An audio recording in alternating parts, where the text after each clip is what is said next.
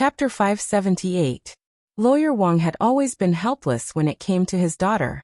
Ever since she was a child, he had always obeyed her unconditionally. Therefore, even though his daughter had chosen a completely different path from what he had imagined, he had never once blamed her. When Wang Xinyu was very young, he had instilled in her the desire to study law, so that she could enter a law university and major in the future.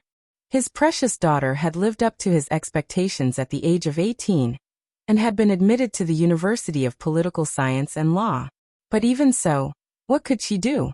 After entering the University of Political Science and Law, Wang Xinyu, who no longer cared about law, was finally free from her parents' supervision.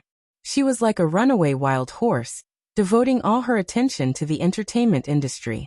When it came to gossip about celebrities in the entertainment industry, there was almost nothing she couldn't talk about. Her biggest dream was to enter the entertainment industry. Finally, Wang Xinyu heard that Sky Entertainment Group was going to hold a model audition. She signed up without hesitation, not even bothering to discuss it with her family. With her super big boobs characteristic, she easily stood out in the Beijing audition this time, and directly took the first place. Her boldness was completely out of everyone's expectations. Her figure was simply like a clothes rack. When she walked the runway, she had a youthful and sexy style, but also a pure and innocent feeling. She directly blinded the titanium alloy dog eyes of many of the male otakus.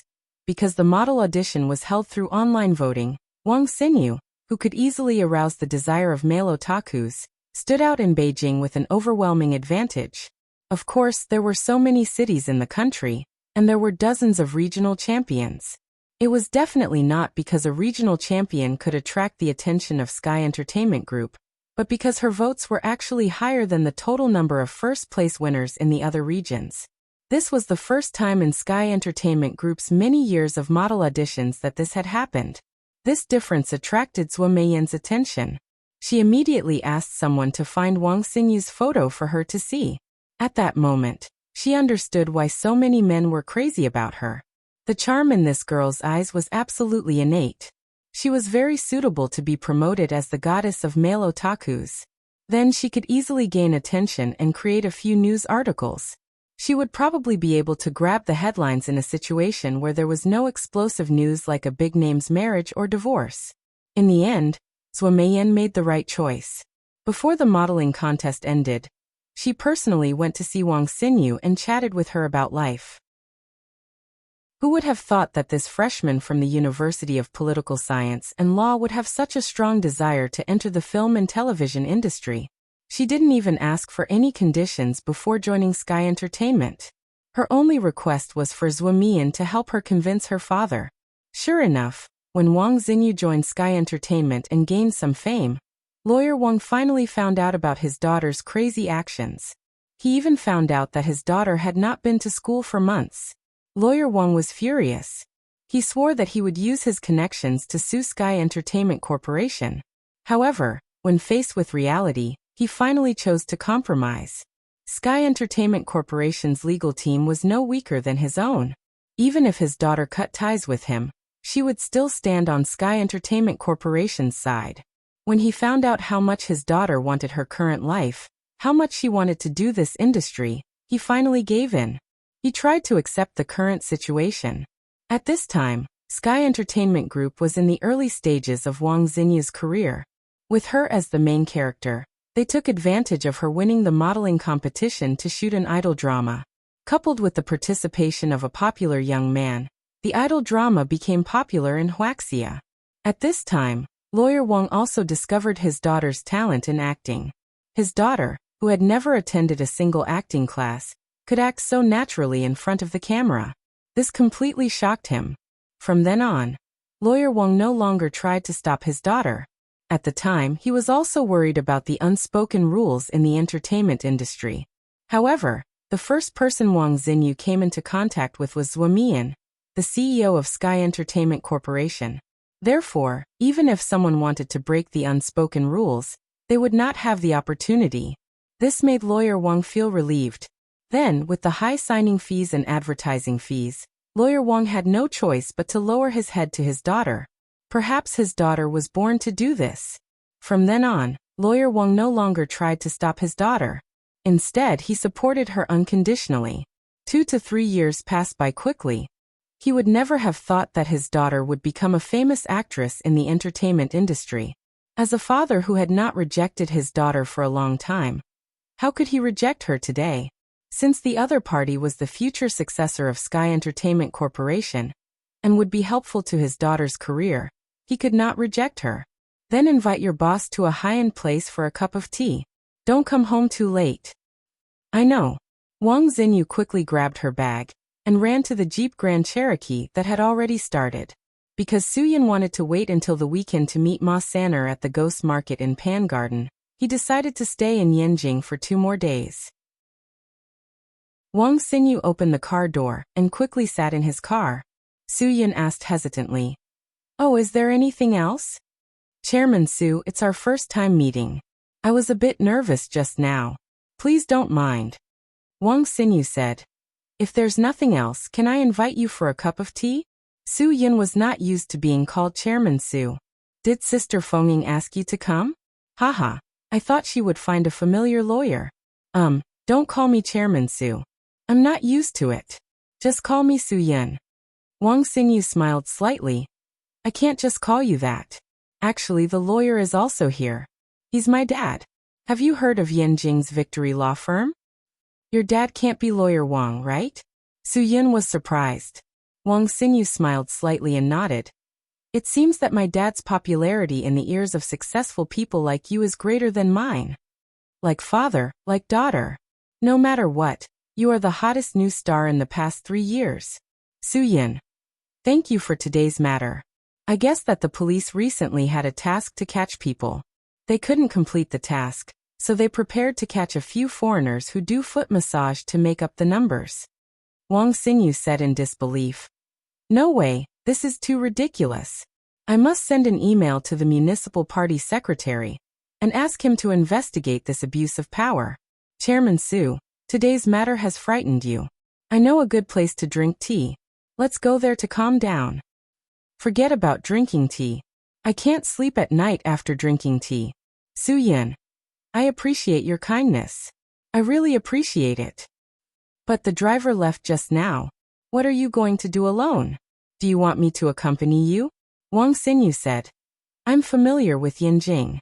I've lived here since I was a child." What else could Su Yin say? Then we can be considered as half of the same hometown. I can also say that I've lived here since I was a child. Haha, although I'm not from Yanjing, I'm familiar with Yanjing's grass and trees. I don't have anything to do now, but I don't want to trouble you anymore." At this moment, Su Yin saw the BMW that sent Wang Xinyu here leave. Seeing the inquiry in Su Yin's eyes, Wang Xinyu said, "My dad is old. I'm worried that it's not good for his health if he sleeps too late. So I let him go back first." "Oh. Anyway, I don't have anything to do now. Since you can't sleep at night after drinking tea, how about I treat you to coffee?" "How can I do that? You helped me today. I should be the one treating you." Su Yin smiled slightly.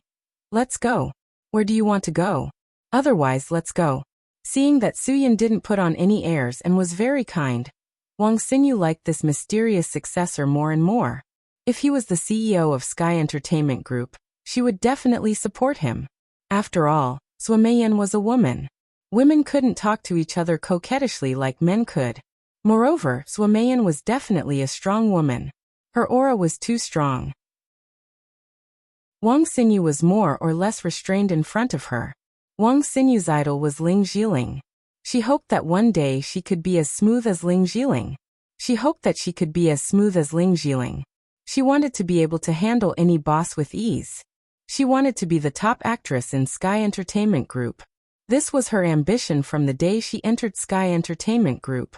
However, every artist signed by Sky Entertainment Group worked very hard. Even Ling Jiling and the other female stars who had been in the entertainment industry for many years didn't have a side where they didn't work hard. Therefore, if she wanted to make a name for herself in Sky Entertainment Group, Wang Xinyu felt that this mysterious successor was the best opportunity she could seize. Perhaps it was because she had been in the entertainment industry for so long that Wang Xinyu's original innocence had long been covered up. She knew very well what she needed to do to get to the top. Therefore, she had always carefully protected the most important thing to her. If she couldn't meet the man who could help her reach the top in a single step, she would never let anyone touch her. Now this man seemed to have appeared. If she could take him down and use the secret of their relationship as a bargaining chip, she might be able to exchange it for a year of strong promotions. She wanted to be the top actress in Sky Entertainment Group. Everything seems so close. Wang Xinyu? What's wrong? I just asked you about the 2 stores. Which one do you want to go to? Su Yin couldn't help but ask. When he asked her just now, she started giggling to him. Wang Xinyu suddenly came back to her senses. She didn't hear what Su Yin said at all. She was just fantasizing about her own life. Go anywhere. I believe that Chairman Su's choice will definitely be better than mine. Su Yin really didn't like being called Chairman Su. Otherwise, you can call me brother. Just don't call me Chairman Su. I'm really not used to it. Brother? Of course that's good. This form of address was definitely a step closer than Chairman Su's. Wang Xinyu immediately called out sweetly, Big brother Su Yin, hee, is this alright? I've always wanted to have a brother who could protect me since I was young. I didn't think that one would appear now. She thought about the future of Sky Entertainment Group. Su Yin would inherit Sky Entertainment Group. Other female celebrities would have to call him Chairman Su in front of him, but she could call him Brother Su Yin. How glorious would that be? As your brother, I really didn't protect you today. Instead, I let you protect me. Su Yin didn't notice Wang Xinyu's true thoughts. He just felt that he owed her a favor. Treating her to a cup of coffee was a way of returning the favor. Chapter 579. Where's your house? I'll find a place close to your house to treat you to a drink. It's getting late. Su Yin, you're a girl. If you go home late, your family will be worried. Wang Xinyu shook her head. My house. My house is very far from the city. Su Yin smiled awkwardly. Are you saying that you live in a villa in the outskirts of the city? Even if it is, there must be a club nearby. I'll treat you to a club near your house. There's nothing near my house. Really, let's go to Erliton. I'm suddenly hungry. Why don't we find a place to eat? Okay, I'll treat you. Su Yin Gij. What do you want to eat? Wang Xinyu rejected Su Yin's suggestion. But it's pretty late now. I ate hot pot last night, so I'm not hungry. Su Yin. If your house is so far away, then we should find a place closer. But I'm hungry. Wang Xinyu's coquettish skills were not weak. Oh, I know. Gij, you must be afraid that it'll be too troublesome to send me back. Don't worry, I won't trouble you. I can take a taxi back. Really, you don't have to worry about that. Su Yin shook his head. That's definitely not what I meant. Besides, I can't let a girl like you go back so far in the middle of the night. Also, you're the most popular girl in Sky Entertainment. If you meet a bad guy and have any bad intentions, then it'll be troublesome. No matter how late it is, I'll send you back. Don't misunderstand me. I'm the one who wants to thank you. Why would I think it's troublesome? Wang Xinyu's heart was filled with sweetness by Su Yin's words. Since you said so, I feel so safe. We're so fated. The nightlife in Beijing has just begun. Why should we go back so early? Gij, listen to me this time. Let's go get some snacks. I know a place that has really good fried tripe. Ever since I joined Sky Entertainment, I haven't dared to eat here. I really miss it. Brother, if you really want to thank me, then take me to that restaurant. To be honest, no man could resist a beauty calling him brother. Every man would have the desire to protect his sister, especially those who didn't have a sister. At this moment, they would have a special feeling. Su Yin had also envied those who had younger sisters. The enormous power produced by familial love was definitely not something that ordinary people could resist. Okay. Su Yin accepted Wang Xinyu's request calmly. Then let's go to Erliton. But do they sell pork belly there? Erliton is not just a bar. Wang Xinyu's request was met. Naturally, she was very proud. She took out a small mirror that she always carried with her to dress herself up. At the same time, she took out a very large pair of sunglasses from her bag. Although it was night time, she still wore the sunglasses on her face. The sunglasses were not to block the sun, but to cover her face. There were a lot of paparazzi in Erlangen. In recent years, local white-collar workers, foreign tourists, and even celebrities from the entertainment industry and the sports industry had all become frequent visitors. Therefore, paparazzi often came here to take pictures. Although being involved in a scandal with the mysterious heir of Sky Entertainment was news that could make Wang Xinyu's fame skyrocket, because Su Yin hadn't taken over Sky Entertainment yet, she still didn't want this news to be exposed. If President Zhou found out, she could ignore it, but if she opposed it, then wouldn't her acting career be ruined? At the very least, Wang Xinyu wasn't sure if Su Yin and Zhou Meiyin's relationship was good or bad. It was better to be safe than sorry. This was her life's motto, and also her life's creed. Su Yin knew that she wore the sunglasses to protect her privacy, so he didn't say anything. He smiled slightly and drove to Erlangen. Erlangen was located in the central western part of Yanjing City. It got its name because it was 2 miles away from the inner city. Erlangen could be said to be one of the busiest nightlife streets in modern Yanjing. It was a place frequented by celebrities, rich people, and foreigners living in Yanjing. Erlangen was one of the busiest places in Yanjing at night. It was said that half of Yanjing's bars were clustered within a 3-kilometer radius. Every night there would be red lights, green lights, and people bustling about. The lights were overflowing with color, reflecting the hustle and bustle of the city. For a long time, Erlangen's bar street gave people the feeling of looking at flowers in a fog. No one could see its true appearance, and no one could accurately define its commercial location. But because many people liked to come, and they all came in groups, it naturally became a place to socialize. Su Yin and Wang Xinyu weren't customers here for the first time, so they were very clear about who was soliciting customers. Along the way, they didn't pay any attention to them. Soon, Su Yin, under Wang Xinyu's lead, found the restaurant that she mentioned. The shop was super small, but the number of customers was unbelievable. Presumably, if it weren't for the fact that the tripe sold so well, the boss wouldn't have set up a shop in this place where every inch of land was worth an inch of gold. Su Yin asked Wang Xinyu to wait in the car while she went to line up. After waiting for about half an hour, she finally managed to buy 2 servings. At this time, Wang Xinyu, who was in the car, couldn't wait to run over and taste the delicacies. As a female star in the entertainment industry, her figure was her biggest asset to make money. So in order to maintain her figure, Wang Xinyu couldn't casually eat what she wanted to eat all year round. So in her eyes, a simple serving of tripe was super delicious. While eating, she complained to Su Yin about her grievances. Ever since she entered the entertainment industry, her dinner was basically fruit. It wasn't that no one made it for her. It was that she didn't dare to eat it. Because the seniors in Sky Entertainment talked about how to maintain a figure every day. They said that if a woman didn't maintain her figure, she would become worse day by day after the age of 25. So Wang Xinyu started to control herself. Every time she wanted to eat, she would think about her position as Sky Entertainment Group's top sister. Because of this, she couldn't speak at all.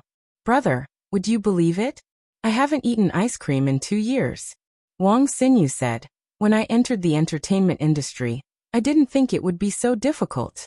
Usually, people only see the glamorous side of stars, but they don't see the other side. I don't even dare to look at the food I want to eat when it's right in front of me. It's a very helpless feeling. If I wasn't with you today, I wouldn't dare to eat this tripe. After eating it, I won't even dare to eat fruit for 3 consecutive nights." Su Yin looked at the girl in front of him who was just over 20 years old. In order to achieve her dream, she was willing to sacrifice so much. Her strength was amazing. "Since you're with me, you should relax. Let's go. I'll treat you to ice cream," Su Yin said. "It's okay to indulge once in a while. If you always starve yourself, you'll get sick sooner or later." Wang Xinyu shrugged. "It's okay. I haven't eaten it for a long time, so I can't remember it. I don't remember the taste, so I don't know whether I like it or not. Do you still remember the taste of ice cream?" Su Yin pointed at a Häagen-Dazs not far away. Wang Xinyu stuck out her tongue naughtily. "I think so." Then she should seize the time to think about it. If she really forgot it, then what fun would there be in life? Su Yin pulled Wang Xinyu to the ice cream shop. It's okay for you to eat something you want to eat occasionally. Why give up so many good things in life for a little fame and success? If I have to worry about everything I eat, I'd rather not have that success. Wang Xinyu smiled. She didn't agree with Su Yun's point of view.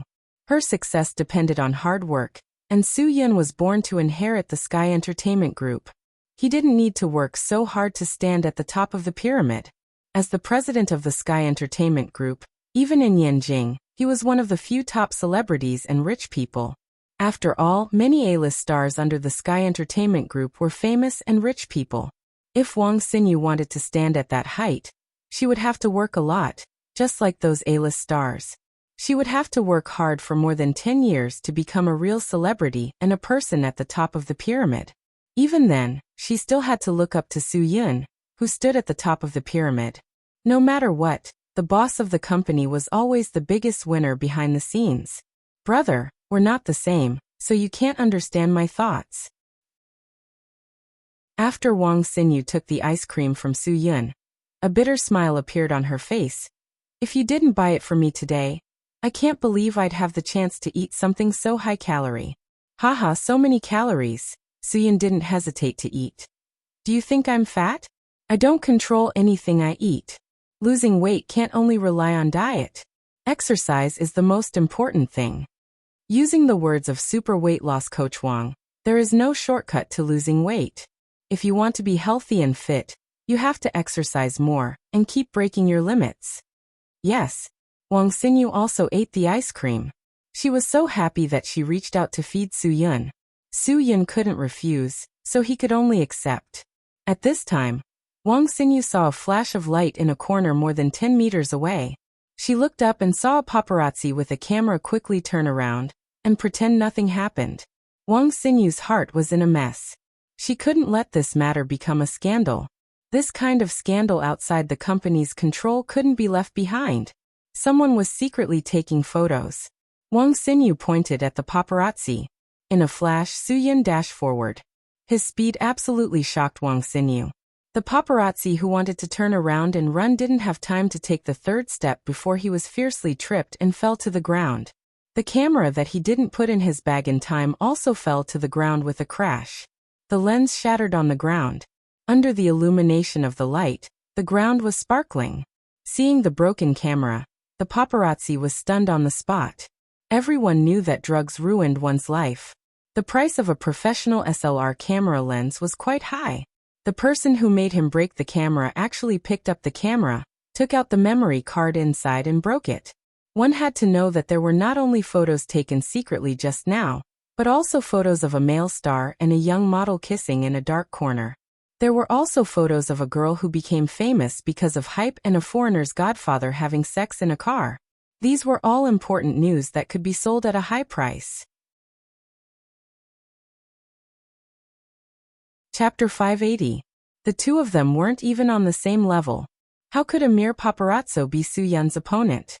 When his weak fist was about to hit Su Yun didn't even look and kicked him. The seemingly ordinary kick sent the paparazzi flying a few meters away. In the end, the paparazzi even flipped twice before coming to a stop. This guy had lost a great deal of face, and was naturally unable to accept this reality. After all, there were already people around who had heard the commotion, and were looking over. How could he bear to be humiliated in front of so many people? In his anger, this guy actually took out a small folding knife that he always carried with him. With a ferocious expression, he steeled his heart and raised the knife to stab Su Yun in the heart. Facing this sudden scene, Wang Xinyu was completely stunned. She didn't think that bringing the prince here would cause so much trouble. If something really happened, she wouldn't be able to bear the responsibility. In a moment of panic, the ice cream in Wang Xinyu's hand trembled and fell to the ground. On the other hand, Su Yun faced all of this calmly. He allowed the paparazzo to dangerously stab him with the knife. Although this guy's knife missed by a hair's breadth, he still couldn't hurt Su Yun at all. After dodging a few knives, Su Yun attacked again. He cleanly kicked the paparazzo's wrist, and the folding knife in his hand was kicked away. Then Su Yun forcefully slapped the paparazzo's left cheek. Pa-dash. Following a loud and clear sound, the ferocious paparazzo was sent flying by Su Yun's slap. He only stopped when his head hit the green belt by the roadside. The immense pain and rapidly swelling face made the paparazzo realize that he definitely wasn't a match for the other party. He crawled up and finally didn't dare to move forward again. I rarely look down on people in my life, but I really look down on people in your line of work. Soo-yun, do you know what privacy is? There are many people on the streets who want to stir up news. Many people deliberately spread rumors in order to fight for news. You can film those people. It's a win-win for everyone. If you don't want to be photographed, you'd better not invade other people's privacy. That paparazzo sneered as he got up and snorted heavily. If it weren't for us helping to dig up news and create scandals, how could so many people become famous? If you have the guts, don't leave now. I swear I'll let you crawl out of Erliton. Soo-yun was quite disgusted by this kind of threat. Since the other party had already said so, he had no reason not to stay and see what the other party could do to him. I wasn't going to leave anyway, you can do whatever you want. But I'm warning you, don't let me see you again. It won't be so simple next time. The paparazzo snorted and quickly ran away. Of course, Soo-yun couldn't be bothered to argue with him. She turned around and saw that Wang Xingyu was so frightened that she dropped her ice cream on the floor. She insisted on buying another one for her. Brother Soo-yun, why don't we leave? Wang Xingyu said. She didn't expect to be recognized at night when she was wearing such a big pair of sunglasses.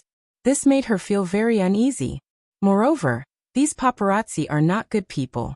They are inextricably linked to the playboys or local hooligans in this area. These people are all local bullies. It's better for us to avoid them. Soo-yun shrugged his shoulders. But the word escape doesn't exist in my dictionary. Don't worry, I'm here. Wang Xingyu couldn't persuade Soo-yun to leave, so she could only follow him helplessly. However, Soo-yun's skills really surprised her. When she was shooting a TV series at the film and television base, there was a domestic action movie not far from the place next door. Therefore, Wang Xingyu had seen the shooting process of many action movies. She was also quite impressed by those action stars. The fighting made her blood boil. Today, although Soo-yun's moves didn't have any dazzling moves, his moves were steady, accurate, ruthless, and clean. Soo-yun ordered another ice cream for Wang Xingyu. Before they finished eating, the paparazzo who was beaten away just now had already surrounded them with more than a dozen local hooligans who had been in Erliton for a long time. Brother Dago, this is the guy who beat me up just now. He also smashed my camera and broke my memory card. There are a lot of photos that can be sold for money. The paparazzo who was beaten just now covered his swollen left face and felt wronged. The one called Brother Dago was a muscular man who was more than 185 meters tall. He glanced at Soo-yun with a sneer and patted the guy next to him who was as strong as him but a few centimeters shorter. He said, "Ergo, I'll leave that guy to you. Let the brothers see that your training during this period of time was not in vain." Ergo didn't stand on ceremony. He clenched his fists and stood up. "Brother Ergo, you have to be careful. That guy is ruthless. I was too careless just now. That's why I suffered such a big loss." The paparazzo who was beaten by Soo-yun said unwillingly, "If I was more careful, I wouldn't have been beaten up like this." Wang Xingyu cursed in her heart. This guy was so shameless. Even if he was 100 times or 10,000 times more careful, even if there were a few more of him to deal with Soo-yun together, he would still be the one who fell in the end. The gap between their strength was too big. But now this Ergo made Wang Xingyu feel unsure. This guy was too strong. Compared with Soo-yun, he not only had a huge advantage in body, but also in all aspects. Soo-yun really didn't know whether to laugh or cry. Although these two brothers relied on the paparazzo for a living, they didn't go so far as to call them Brother Dago and Brother Ergo. These days, this kind of nickname was really rare. These guys really lived up to their name. Wait a minute. You guys are bullying him with numbers. Wang Xingyu didn't want Soo-yun to get hurt. She couldn't help but step forward and say, "What do you want? You can state your conditions. As long as you solve it well, we can negotiate." "Boy, you are not as sensible as this woman." Huh. When Dago heard this, he looked up to the sky and laughed a few times. "Okay, since our otaku goddess Wang Xingyu has spoken, then I won't talk nonsense with you guys. If this boy doesn't want to die in front of us today, then give me 200,000. Also, hee goddess, since we have met today, it must be fate. Let's go. I am the VIP of Lan Guifang. Let's go and have a drink together. You can apologize to them and give them 2 scantily clad photo books. Then this matter will be over. Hearing Dago say this, everyone laughed loudly. Wang Xinyu was so angry that her face and ears turned red. She didn't expect these guys to be so arrogant. They didn't take anyone seriously at all. These people were already a group of rotten bastards. Su Yin sneered. Your target seems to be me, right? Before I get angry, hurry up and get out of here. F***CK. What are you talking about? You are looking for death. Dago was immediately angry. He was originally prepared to move around. If this boy knelt down and admitted his mistake now, he wouldn't have the chance to beat him up. In Dago's eyes, anyone who was beaten up would be well-behaved and obedient. As long as he didn't hold back, he could beat the other party until they wailed like ghosts and begged for mercy. At that time, that little actress would have to obediently accompany them to the bar to drink. And this boy would have to obediently sit on the bench. Ergo was obviously a veteran in fighting. He wanted to give Su Yin a heavy kick. Clearly he wanted to intimidate Su Yin. But what he didn't expect was that the speed he was so proud of was not even worth mentioning in front of his opponent. The moment his heavy kick came out, Su Yin pulled his body aside and dodged it. Moreover, he seized the opportunity to grab Dago's calf and ruthlessly punched his knee. With a loud crack, Dago's right leg appeared in an incredible state in front of everyone. His right leg was completely crippled. Dago couldn't bear the immense pain at all. He squatted on the ground with a howl. The scene in front of him made him tremble with fear. He couldn't believe that the leg in front of him was his own. The bend of the knee was completely different from a normal person's. The visual impact was far greater than the physical pain. Su Yin was really intimidating them. The group of hooligans was completely stunned. In their previous lives, they had always thought that they were ruthless enough. But they had never thought that this guy in front of them would be even more ruthless than them. With this punch, Dago was completely crippled. The bone in his knee wasn't like other places. Even if it could be treated, he would still be a cripple in the end. It was said that a dog's leg was the hardest. It couldn't be broken. Su Yin smiled slightly. Today it seems that it's not as strong as the legends say. Dago saw that his brother's leg was broken, and an unknown anger rose in his heart. He roared and called for all his brothers to pounce on him. Go. Give him a good beating. Avenge my brother. I must kill him today. More than a dozen people pounced on Su Yin. Su Yin moved through the crowd with ease. Wherever his fists and feet went, there was a scene of wailing. At first, Wang Xinyu stood aside and didn't dare to watch. But now she was completely shocked. This was even fiercer than a grandmaster. One had to know that in the movie special effects were used to create the effect, but this was reality. Su Yin kicked the last person away. The group of hooligans who had been baring their fangs and brandishing their claws were only left with Dago and the paparazzo who had called for help. The paparazzo really didn't expect that he had offended someone who could fight so well. If he had known, he wouldn't have come back to provoke him even if he was beaten to death. It turned out that when he first started to fight with Dago, he didn't take him seriously and just sent him away casually. Now he was serious. Dago was also stunned. After so many years in Erliton, he had seen people who could fight, but this was the first time he had seen someone who could fight so well. To be honest, he was really shocked. Now, even standing in front of Dago, he couldn't help but tremble. He couldn't face Dago directly at all. An overwhelming and one-sided battle had just ended when a few people came out of the door of a bar not far away. Hearing that there was a show outside, and it was Dago and his gang who were educating people, Fu Tian and his gang, who liked to watch a show, certainly didn't want to miss it. Chapter 581. Fu Tian couldn't help but be curious. He wanted to go forward to take a look, but his brother, Huang Xiaohan, grabbed his arm. Just as Fu Tian was about to question him, Huang Xiaohan raised his finger in surprise and pointed at the isolated figure. Brother Tian, isn't that brother Su Yin? What? Fu Tian was stunned. Su Yin? He looked in the direction that Huang Xiaohan was pointing at, and was completely stunned on the spot. There was no doubt about it. Who else could it be but Su Yun? How did this damned big dog provoke brother Su Yun? It made him confused. He couldn't figure it out at all. Big Dog and the others were hooligans in the entertainment circle who made a living by secretly taking photos of celebrities. They had nothing to do with Su Yun. Brother Tian, I can't believe that Brother Yun is so awesome that he can even pick up the new generation of otaku goddess, Wang Xinyu. Wu Xiuqing shook his head in admiration and lamented that Su Yun was really an expert at picking up girls. After all, Wang Xinyu was the target of many rich second generation in Yanjing, but they couldn't even get a chance to meet her even if they begged. At this time, Wang Xinyu was really not worried about Su Yun at all. Even the superstars on set couldn't compare to someone who could fight so well. She walked to Su Yun's side and took out a tissue from her pocket to wipe Su Yun's sweat. Su Yun tactfully refused. He really couldn't sweat with this amount of activity. Fu Tian and the other famous playboys in Beijing were dumbfounded. They were all men, but why was the difference so big? None of them were born in poor conditions. Their families were all famous businessmen in Beijing. Even they couldn't find a chance to meet the new goddess, but she actually personally wiped Su Yun's sweat. Su Yun's prestige in their hearts instantly increased several times. It turned out that this brother Yun, who they thought was amazing, was even more amazing than they thought.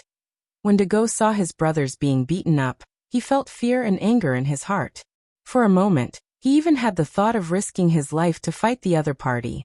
Just as he stealthily put his hand into his pocket to take out a knife, Fu Tian and a group of hedonistic sons of rich families rushed over from not far away.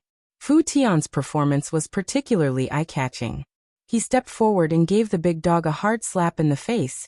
Big dog, you've grown a lot in the past 2 years, haven't you? You dare to touch anyone now. Do you know who this is? This was Su Yun, brother Yin.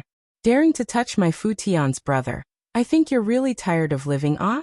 Did he really think that he was the boss of Erliton? Believe it or not, I'll just call Boss Rue and his men to hack you to death. When Dago saw Fu Tian and the others, he thought that this group of dandy young masters who had a good relationship with him would help him. He didn't expect that he would receive such a resounding slap in the face. This made Dago's mind go blank. What was this? Who exactly did he offend? Why did Fu Tian, who was usually his brother, give him such a resounding slap in the face so impolitely? Although he, Dago, wasn't a big deal in this area, other than Boss Rue, he really didn't put anyone else in his eyes. Usually, these hedonistic sons of rich families didn't even lower themselves in front of him. He remembered that last time when Fu Tian met him in Erliton's bar, he even gave him 2 bottles of Royal Salute and a bottle of Emperor's Dignity. He didn't expect that in less than a week after meeting him, he would fall out with him. Just because of that guy? Su Yin? Dago's mind searched hard, over and over again, but he still couldn't find this person's name in his mind. After all, he was in the underworld and ate this bowl of rice. How could he not know this kind of big shot? The more he thought about it, the more confused Dago became. He really regretted it. Even if he was going to die, he should let him know who he had offended, right? Great young Master Tian, I accept your slap on my face. But you should at least tell me why, right? Dago stared at Fu Tian without blinking. We didn't have much of a friendship before, but when we met, we called each other brothers. Today's slap has made me understand that in your eyes, I'm just a fart. Fu Tian was stared at by Dago, but he didn't show any fear. What, you want to threaten me? I gave you face before because you are Boss Rue's man. But today, even if Boss Rue offended Brother Yin, I would fall out with him, let alone you. If you don't want to die, get out. Dago gave Fu Tian a thumbs up, meaning that he was ruthless enough to not even put Boss Rue in his eyes. Dago didn't say anything after that. He pulled up Ergo, whose leg was broken, and shouted at the dozen brothers who were knocked to the ground. Why aren't you leaving? How long are you going to make a fool of yourself here? Looking at the embarrassed people leaving, Fu Tian still didn't give up. He said, Dago, if you want revenge, then find me Fu Tian. Ask your boss Rue if he allows you to hit me. Also, my brother Yun isn't someone you can afford to offend. You'd better not hit a stone with an egg. Su Yun shook his head helplessly and said to Fu Tian, "If you study well, you'll definitely be able to use idioms better than now. Why are you guys here?" "Brother Yin, didn't I tell you if you run into trouble in Yanjing, call me?" Fu Tian said. "Fortunately, I was drinking in a bar nearby. When I heard the commotion, I quickly ran out. Fortunately, I came out early otherwise." Wu Xiuqing reached out and pulled Fu Tian, reminding him that even if they didn't come out, Su Yun definitely wouldn't be at a disadvantage. They didn't play a big role at all. When they came out, everything was already over. There was nothing good to do. Fu Tian scratched his head. He was indeed confused. "Brother Yin, let's go. I'll invite you in for a drink to calm down." This suggestion immediately received the support of others. After all, Brother Yin was their idol, and he had Wang Xinyu with him. This made them even more excited. Everyone wanted to know the relationship between this new generation of otaku goddess and Su Yun. Obviously, Wang Xinyu didn't expect things to develop to this point. Of course, she didn't want so many people to disturb her in Su Yun's two-person world. She regretted it in her heart. She should have bought a bigger pair of sunglasses. Otherwise, it would be easy to be recognized by others.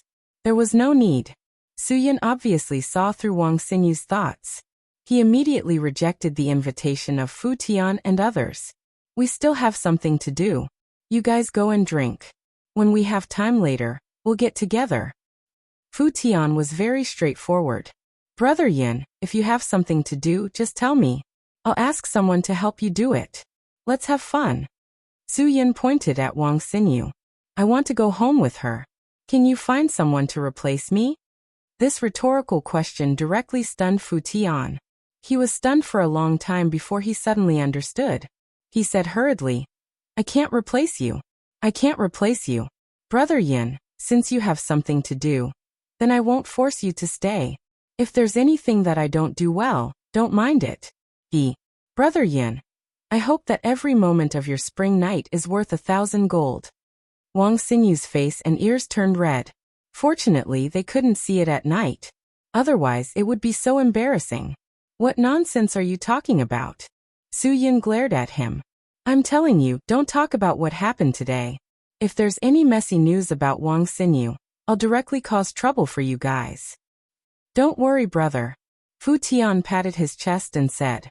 After saying goodbye to Fu Tian and the group of playboys, Su Yun and Wang Xinyu didn't want to stay here any longer. They quickly walked to the parking lot and left this place as soon as possible. If they continued to play like this, sooner or later, there would be more trouble. After all, Wang Xinyu was also a public figure.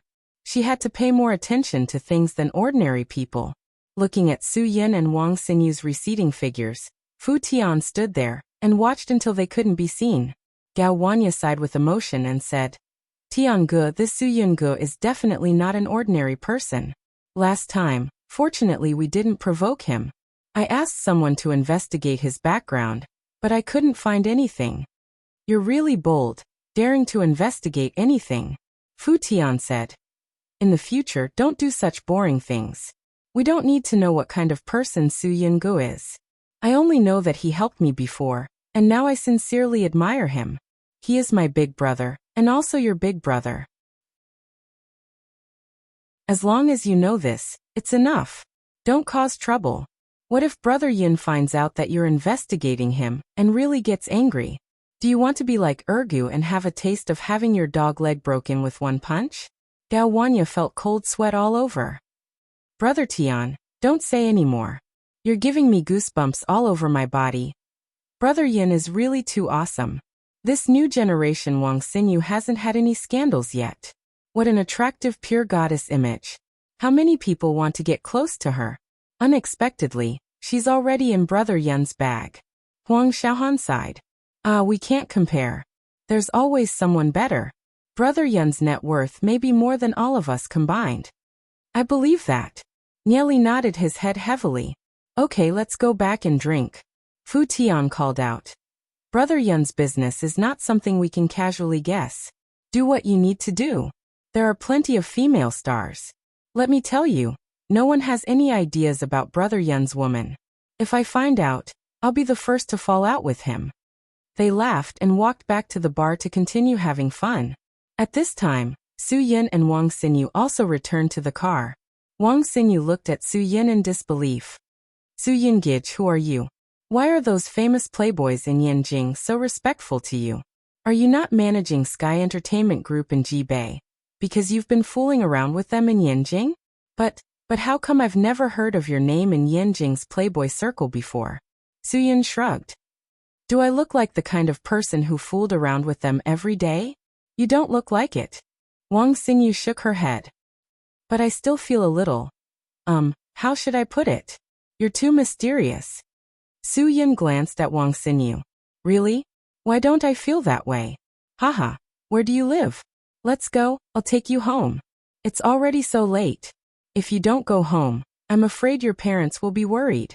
It's best if girls don't play outside for too long. I know, I only recognize you as my Gij, but I don't recognize you as my mother. Don't be like my mother who nags. Wang Xinyu said. The thing I can't stand the most is my mother lecturing me. Phew, I'm already so old. Of course I know what I should and shouldn't do. Chapter 582. Under Wang Xinyu's guidance, Su Yin drove all the way to the outer ring. Many rich people, after having a house in the bustling city center, would like to buy a villa in a remote area. With a big yard, they would raise flowers and feed dogs. When they were free, they would also fish in the nearby reservoir, looking for the feeling of being close to nature. Obviously, Wang Xinyu's house was such a place. When Su Yin drove Wang Xinyu home, there was no light in the villa. It seems that your family is all asleep. Su Yin, your parents really trust you. If my daughter came back so late, I would definitely be worried and would wait for her to come home before I could sleep. Having said that, Su Yin could not help but think of Guogua. When he thought of how that lass would grow up to the age where she knew everything, he felt a little jealous when she went out with the boys so late. Wang Xinyu said with a puzzled face. In the past, my parents would definitely wait for me. Why is there no light at all today? Aya, did they not come here today? After that, Wang Xinyu looked at Su Yin with a blank face. Brother Su Yin, can you go in with me to take a look? I'm a little scared. I told my parents that I would come back here tonight. They wouldn't go to bed so early, right? Su Yin could only turn off the car engine and get out with Wang Xinyu. He opened the door of the villa, but there was no sound at all. In this silent night sky, silence always made people feel a little scared. Soon, Wang Xinyu turned on all the lights in the room. While shouting, she looked at all the rooms and returned to Su Yin with a helpless face. Brother Su Yin, it seems that I came to the wrong place. My parents are not here. Maybe they thought that I would come home late today, so they didn't come here and stayed in a house in the city. Su Yin didn't say anything. Anyway, he had to go back to the city to find a hotel. Then let's go back. I promise to take you home. No matter where you go, I will take care of you. Besides, I have to go back to the city to find a hotel. Find a hotel? Wang Xinyu was stunned. Brother Su Yin, don't you have a house in Beijing? I don't have any money. Every inch of land is worth its weight in gold. Where am I going to buy a house?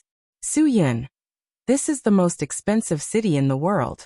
I can't afford it. Of course, Wang Xinyu didn't believe him. Even her salary was controlled by the Sky Entertainment Group. If she could afford a house in Yanjing, what more the heir of the Sky Entertainment Group? Not to mention a house, he could even buy an entire building in the Second Ring Road.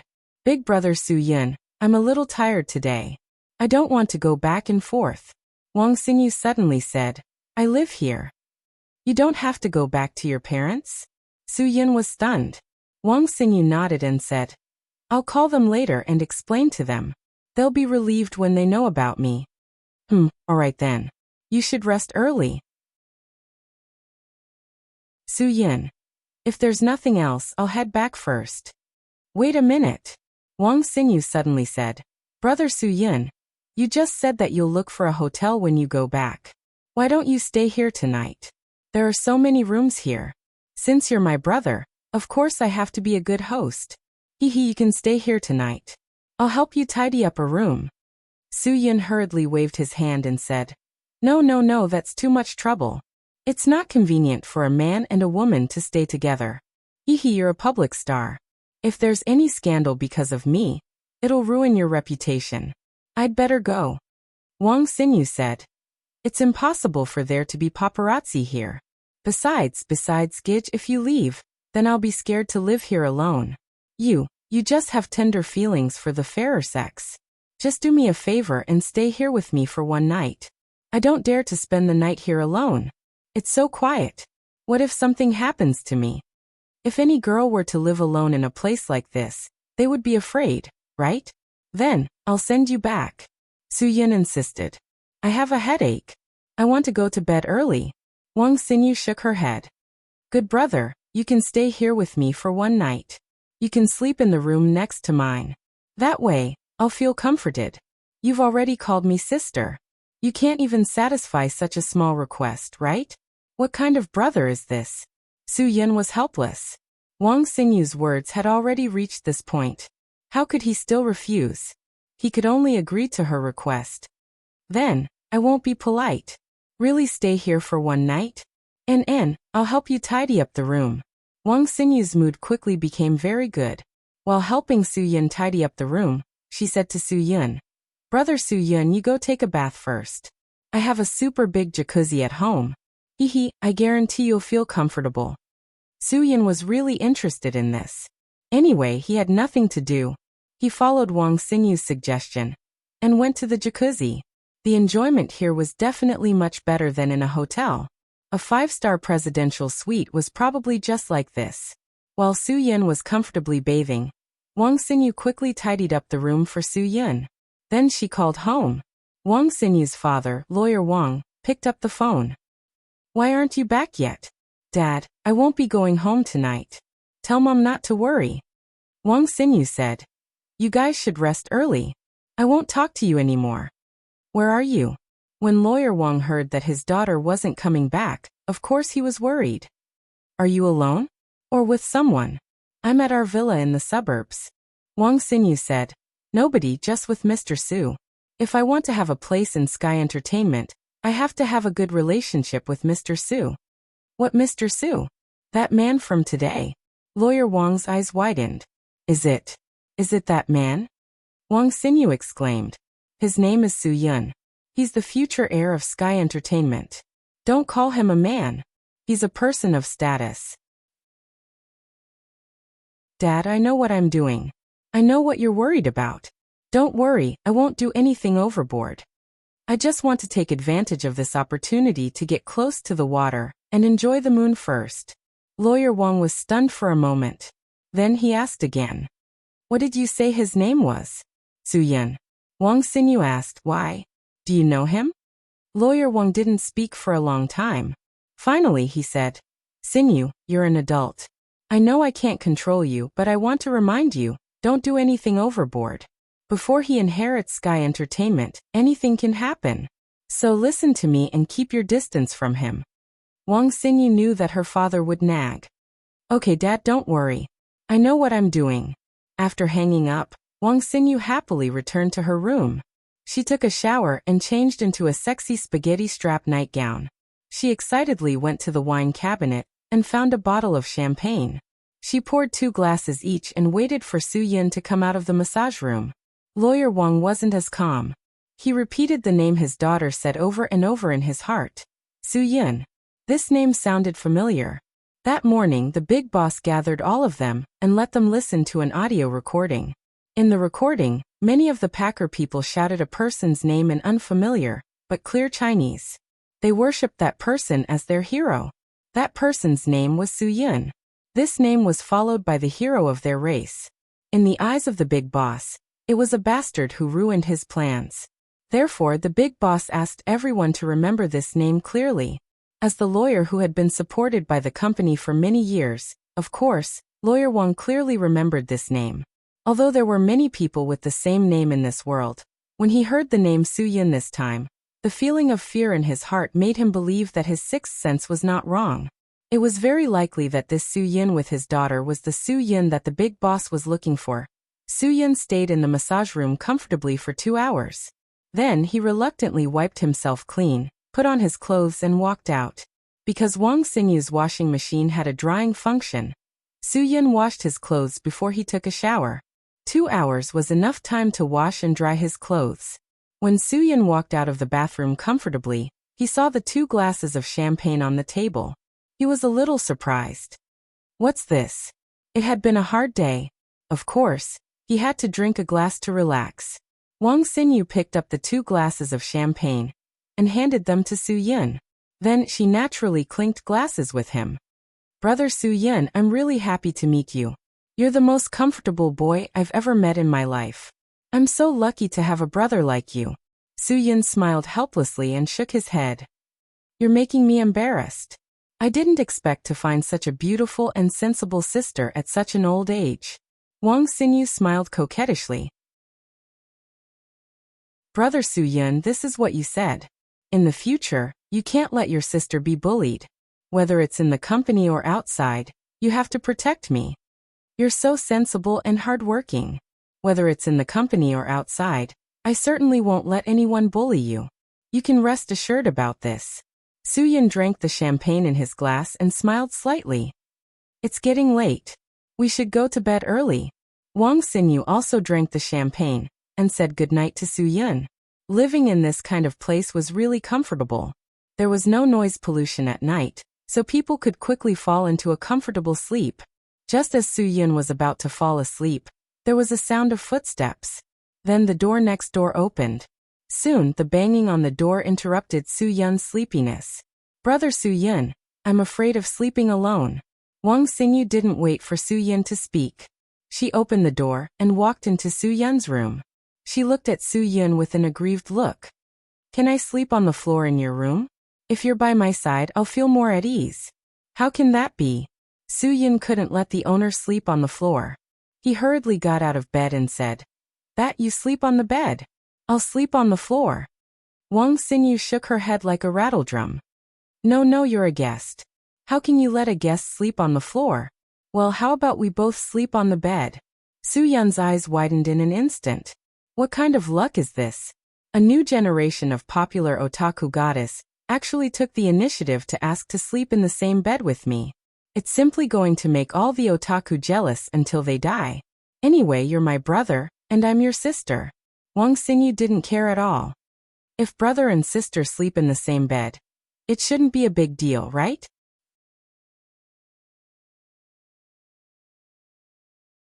Chapter 583. If they really were brother and sister, then so be it. But Su-Yun could say that he treated Wang Xinyu as a little sister. But after all, she was the new generation of otaku goddesses. With such a stunner lying next to him, how could he not be aroused? Su-Yun couldn't help but think of the current most popular otaku goddess, as well as the #1 beauty under Sky Entertainment, Ling Jiling. She was also an otaku goddess, and she also had a bit of friction with Su-Yun. Although he recognized her as his sister, if she really was placed next to Su-Yun's mouth again, Su-Yun would have a hard time not to eat her. And now he was facing the same problem. Acute big boobs that made many young boys yearn for her lying next to Su-Yun without thinking. This kind of impact wasn't something that ordinary small things could compare to. Su-Yun swallowed a mouthful of saliva. For a moment he didn't know whether he should speak or not. He only knew that he had to force himself to control himself.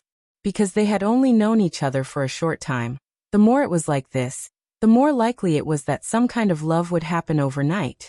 This was based on scientific evidence. Most men would feel a bit embarrassed to make a move on familiar women. The more familiar they were, the stronger this feeling would be. And the more unfamiliar they were with a woman, the more daring they would be. This was a subtle psychology.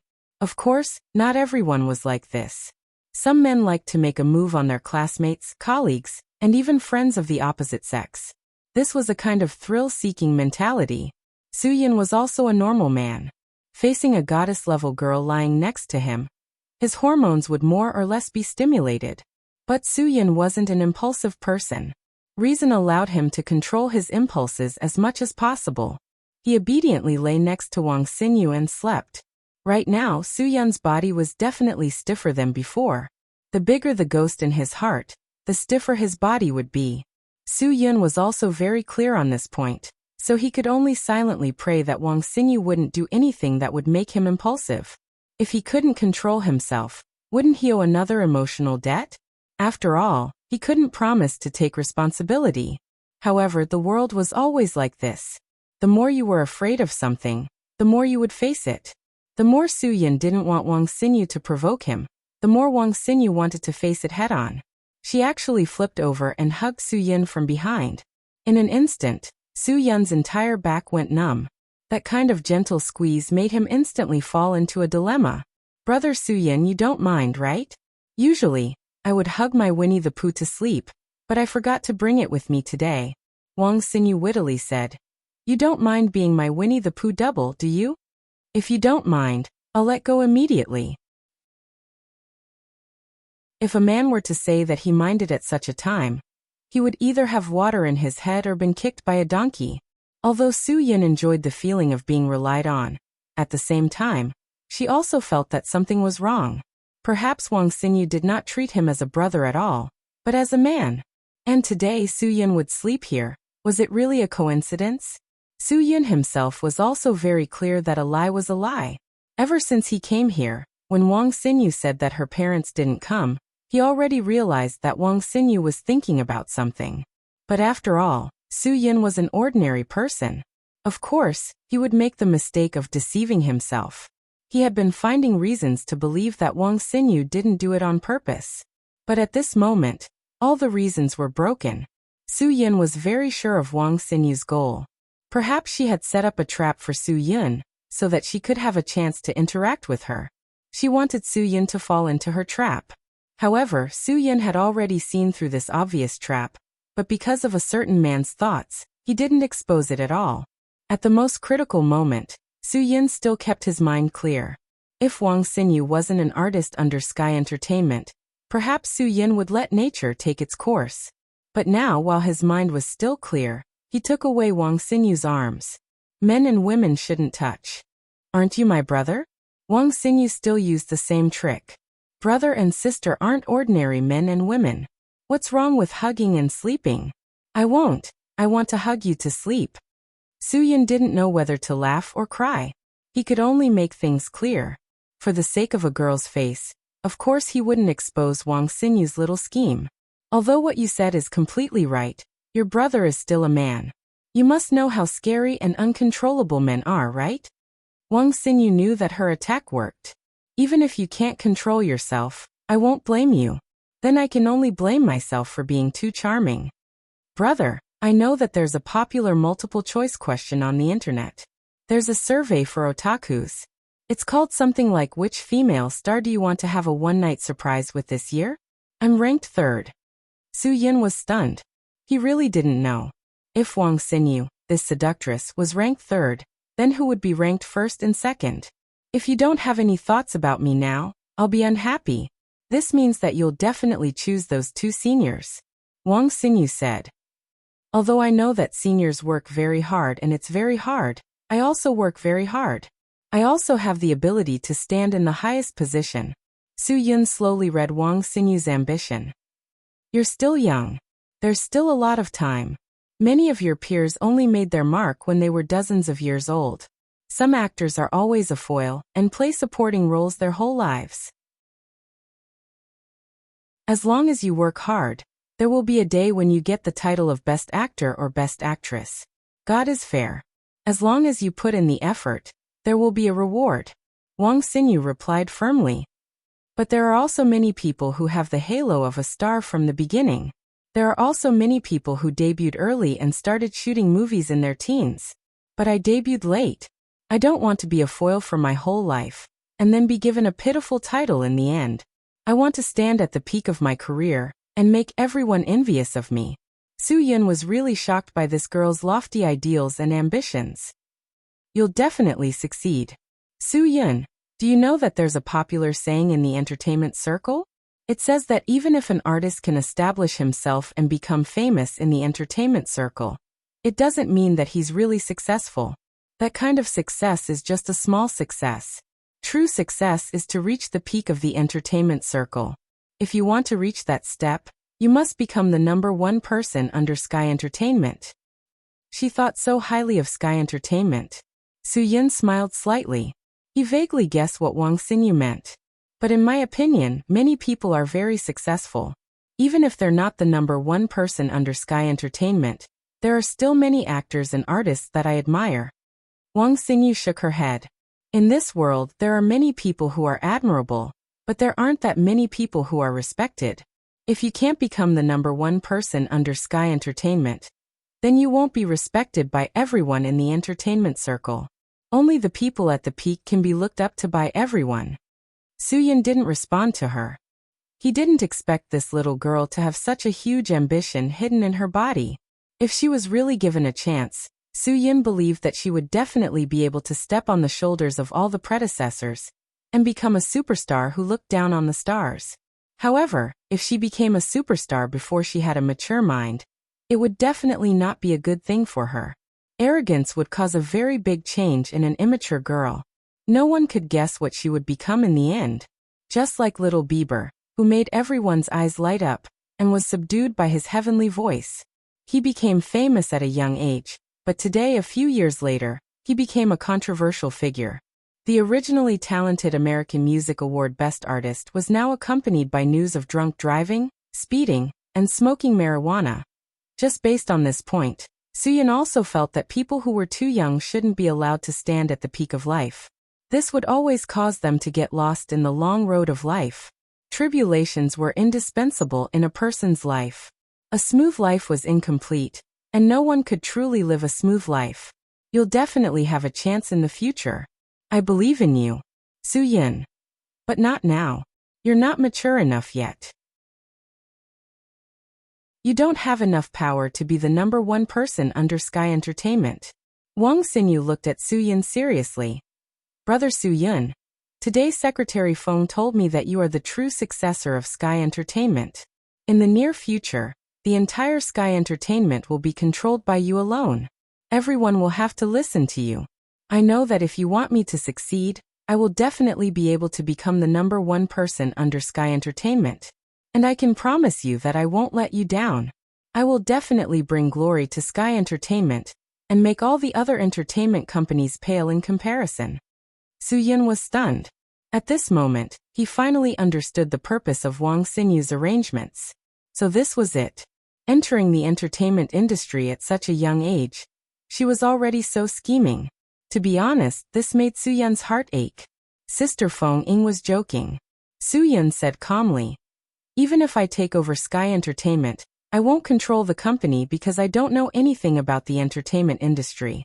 Your business will still be managed by President Swa. So I don't dare to say who I can make famous. Haha, Xinyu, don't think too much. As long as you work hard, I'm sure President Swa will value you. After receiving Su-Yin's reply, Wang Xinyu didn't seem to give up. She suddenly flipped over and straddled Su-Yin. Her eyes revealed an indescribable charm. Brother Su-Yin, I can give you anything you want. It's my first time, really you can test it. It's the first time I've seen a man as charming as you.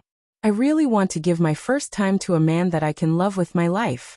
I hope you won't reject me. Su-Yin was about to continue lecturing her, but Wang Xinyu grabbed his pants with both hands. At that moment, Su-Yin was shocked. The most important thing for a girl is that she can't be so casual. You can't give up your body for the success of your career. That's not something you should work hard for. I want to give myself to you. It has nothing to do with success. Wang Xinyu insisted. If I give myself to you, I'm sure Su-Yin will give me the opportunity when you have the chance. Chief Swa's mind wasn't on us newcomers. I knew that once the largest film and television base in the East was built, it would soon welcome the first film festival at the Qingdao Film and Television Plaza. Those who could walk on the red carpet would definitely be first-tier international stars. With my status as a newbie, the company won't give me the opportunity to attend. Su-Yin calmed down and grabbed Wang Xinyu's searching hands. So, for a chance to walk on the red carpet, you're willing to give yourself up?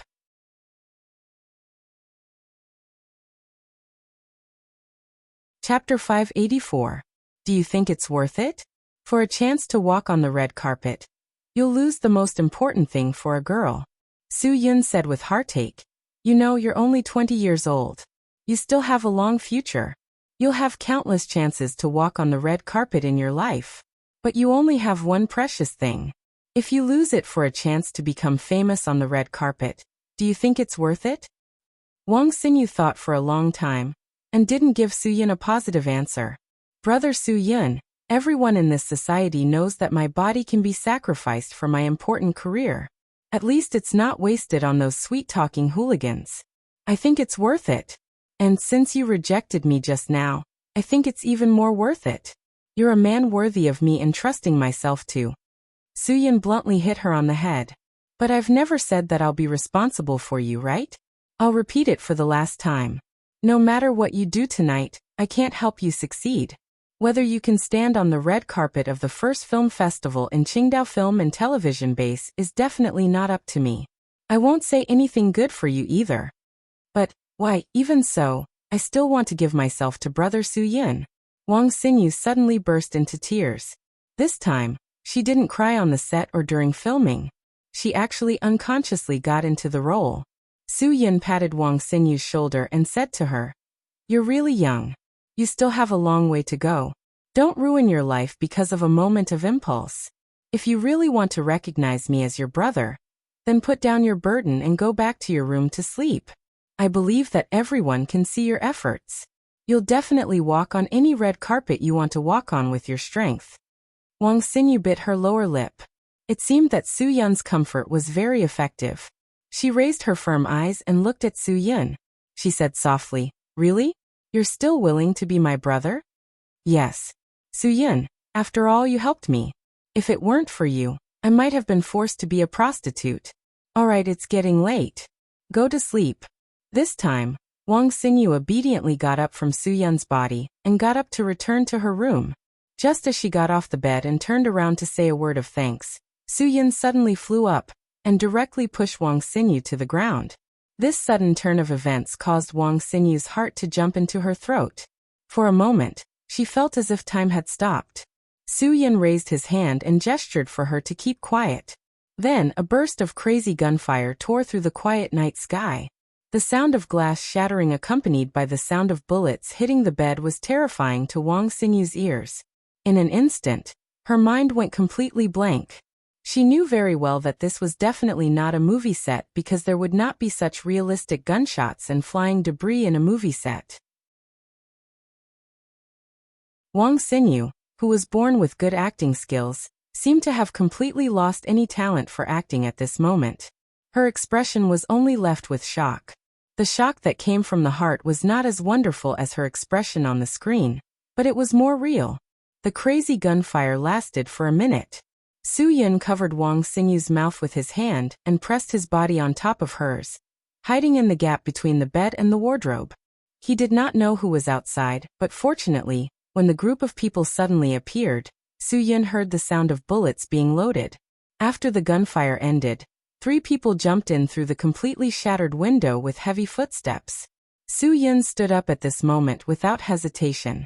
The moment the first person fell to the ground, and before he could react, his fist completely shattered the cheekbone of the other person. Seeing their companion fall out of the window, the other 2 people wanted to shoot at Su Yun again in a frenzy. Su Yun, who was already prepared, swept away the weapon in the second person's hand with a whip kick, and snatched the weapon in the third person's hand. He raised the gun butt and smashed the second person's head fiercely. Then he stood up and kicked the second person out of the window. The third person did not have a weapon in his hand. Su Yun directly hit his forehead with a submachine gun, and he immediately stopped moving. Su Yun was carefully listening to the surrounding sounds.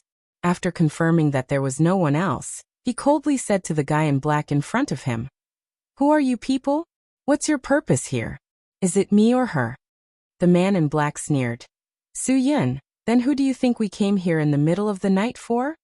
Since the other party could call out his name, the answer was obvious. Su Yun suddenly shot the man's right knee and asked again fiercely, "Who sent you? You know what you've done." After his knee was shattered by the bullet, the man in black knelt on the ground with one knee. The pain made him even angrier, but in the face of Su Yun's powerful strength, he was completely powerless. He could only use words to gain some advantage. Don't think that you can escape forever just because you escaped this time. Our big boss will not let you go easily. Soo-yeon's mind instantly flashed with the image of the Packer tribe in the ice and snow. Could it be that these people were here for the Viper exploration team? The big boss's ability really made Soo-yeon look at him in a new light. It was unbelievable that he could find him in such a short time. Was it true? If so, then go to hell. Soo-yeon raised his leg and kicked the man in the chest, sending him flying out of the window and down the building. Wang Xinyu, who was scared out of her wits, had no idea what had happened. She looked at Soo-yeon with panicked eyes, as if asking him what happened and why everything suddenly turned out like this. Soo-yeon did not have any good way to deal with it. He could only quickly pull up Wang Xinyu, who was still in a panic, and said to her, "Leave with me now and change out of your pajamas. Quick. I'll only give you 1 minute." As he spoke, Soo-yeon had already put on all his clothes. His speed was quite amazing. He wanted to leave immediately, because he could not be sure when the next group of people would come to find him. Soo-yeon was very sure that if these 3 people did not return to report in the stipulated time, there would be a second, or even a third group of people coming soon. If it was just him here, it would be fine. But Wang Xinyu was with him, and this was Wang Xinyu's home. Soo-yeon did not feel good about it. Wang Xinyu seemed to have not recovered from the horror just now. When she changed into her pajamas, she took off her clothes and left them in her room. Now, she did not dare to leave Soo-yeon for even half a step. Soo-yeon had no choice but to accompany her to the room. Bearing the pressure of the hot blood rushing to his head, he watched her change her clothes with his own eyes. Then he quickly drove her away. It was already 2 o'clock in the morning. Soo-yeon did not call the police. He did not want to have anything to do with the police. As long as he sent Wang Xinyu to her parents would naturally call the police. He did not need to worry about it. If the police came to find him, then he would deal with it. Soon, Soo-yeon arrived at the address Wang Xinyu told him and personally sent her upstairs. But not long after Soo-yeon pressed the doorbell, Wang Xinyu's father, Mr. Wang, got up and opened the door. When Mr. Wang saw his daughter and a strange man standing at the door, he was stunned. Wang Xinyu finally walked out of the horror just now. She plunged into her father's arms and cried. Mr. Wang did not comfort his daughter at first. Instead, he looked at Soo-yeon and asked in surprise, "You are Soo-yeon?" Soo-yeon did not want to bring trouble to their family, so he did not explain much. "I'm sorry, uncle. I seem to have provoked some people. If I have caused you unnecessary trouble, I hope you can forgive me. I won't explain to you now. Xinyu will tell you about it. If you need any compensation in the future, I will not avoid it." After that, Soo-yeon left quickly without looking back. Soo-yeon could not wait for Ma Sanner for so long. Yinjing seemed to have become a place of trouble. After Soo-yeon left, Mr. Wang hurriedly pulled his daughter into the room and asked her what had happened. When Wang Xinyu told Mr. Wang what had happened, Mr. Wang immediately collapsed on the sofa. He could not believe that a gunfight had happened right next to his daughter. Bullets did not have eyes. If Mr. Wang had known that the big boss would be so ruthless, he would not have spoken nonsense even if he was beaten to death. If something had happened to his daughter just now, he would not be able to face the child's mother and the ancestors of the Wang family for the rest of his life. Wang Xinyu finally found a sense of security next to her father. When she regained consciousness, the first thing she did was to take out her phone and call the police. Mr. Wang snatched the phone from his daughter's hand and hung it up, preventing his daughter from calling the police. "Dad, what are you doing? Why did you snatch my phone? I want to call the police. Those people had guns just now," Wang Xinyu said anxiously. "Do you know how dangerous those people are? We need the police's help, Dad. Hurry up and give me the phone." Mr. Wang shook his head and said seriously to his daughter, "Xinyu, since you know how dangerous those people are, then we can't call the police. You know that those people have guns. We can't afford to offend them. We really can't afford to offend them. Xinyu, Dad is begging you, don't make trouble for yourself. Also, you have to stay away from that Soo-yeon. He is definitely a dangerous person. He even provoked people with guns. We can't afford to offend him. How long do you have left in your contract with Sky Entertainment? When the time is up, We will terminate the contract. Dad, what are you talking about? Wang Xingyu was confused. Brother Su Yin is not the kind of person you think he is. Also, my contract with Sky Entertainment still has a few years left. If I want to terminate the contract, I will have to pay tens of millions. How can I pay? Besides, what does this have to do with me terminating the contract? Mr. Wang took a deep breath. No, I have to think of a way. Since they offended someone they can't afford to offend, you can't stay in Sky Entertainment anymore. Wang Xingyu was stunned. Dad, do you know something? What do you mean by someone they can't afford to offend? Who did Brother Su Yin offend? Do you know? Mr. Wang was stunned. Of course I don't know. But you said it yourself. They had guns. How can we afford to offend people with guns? What else do I need to know? I only know that I don't want my daughter to get hurt because of this mess. That's enough for me.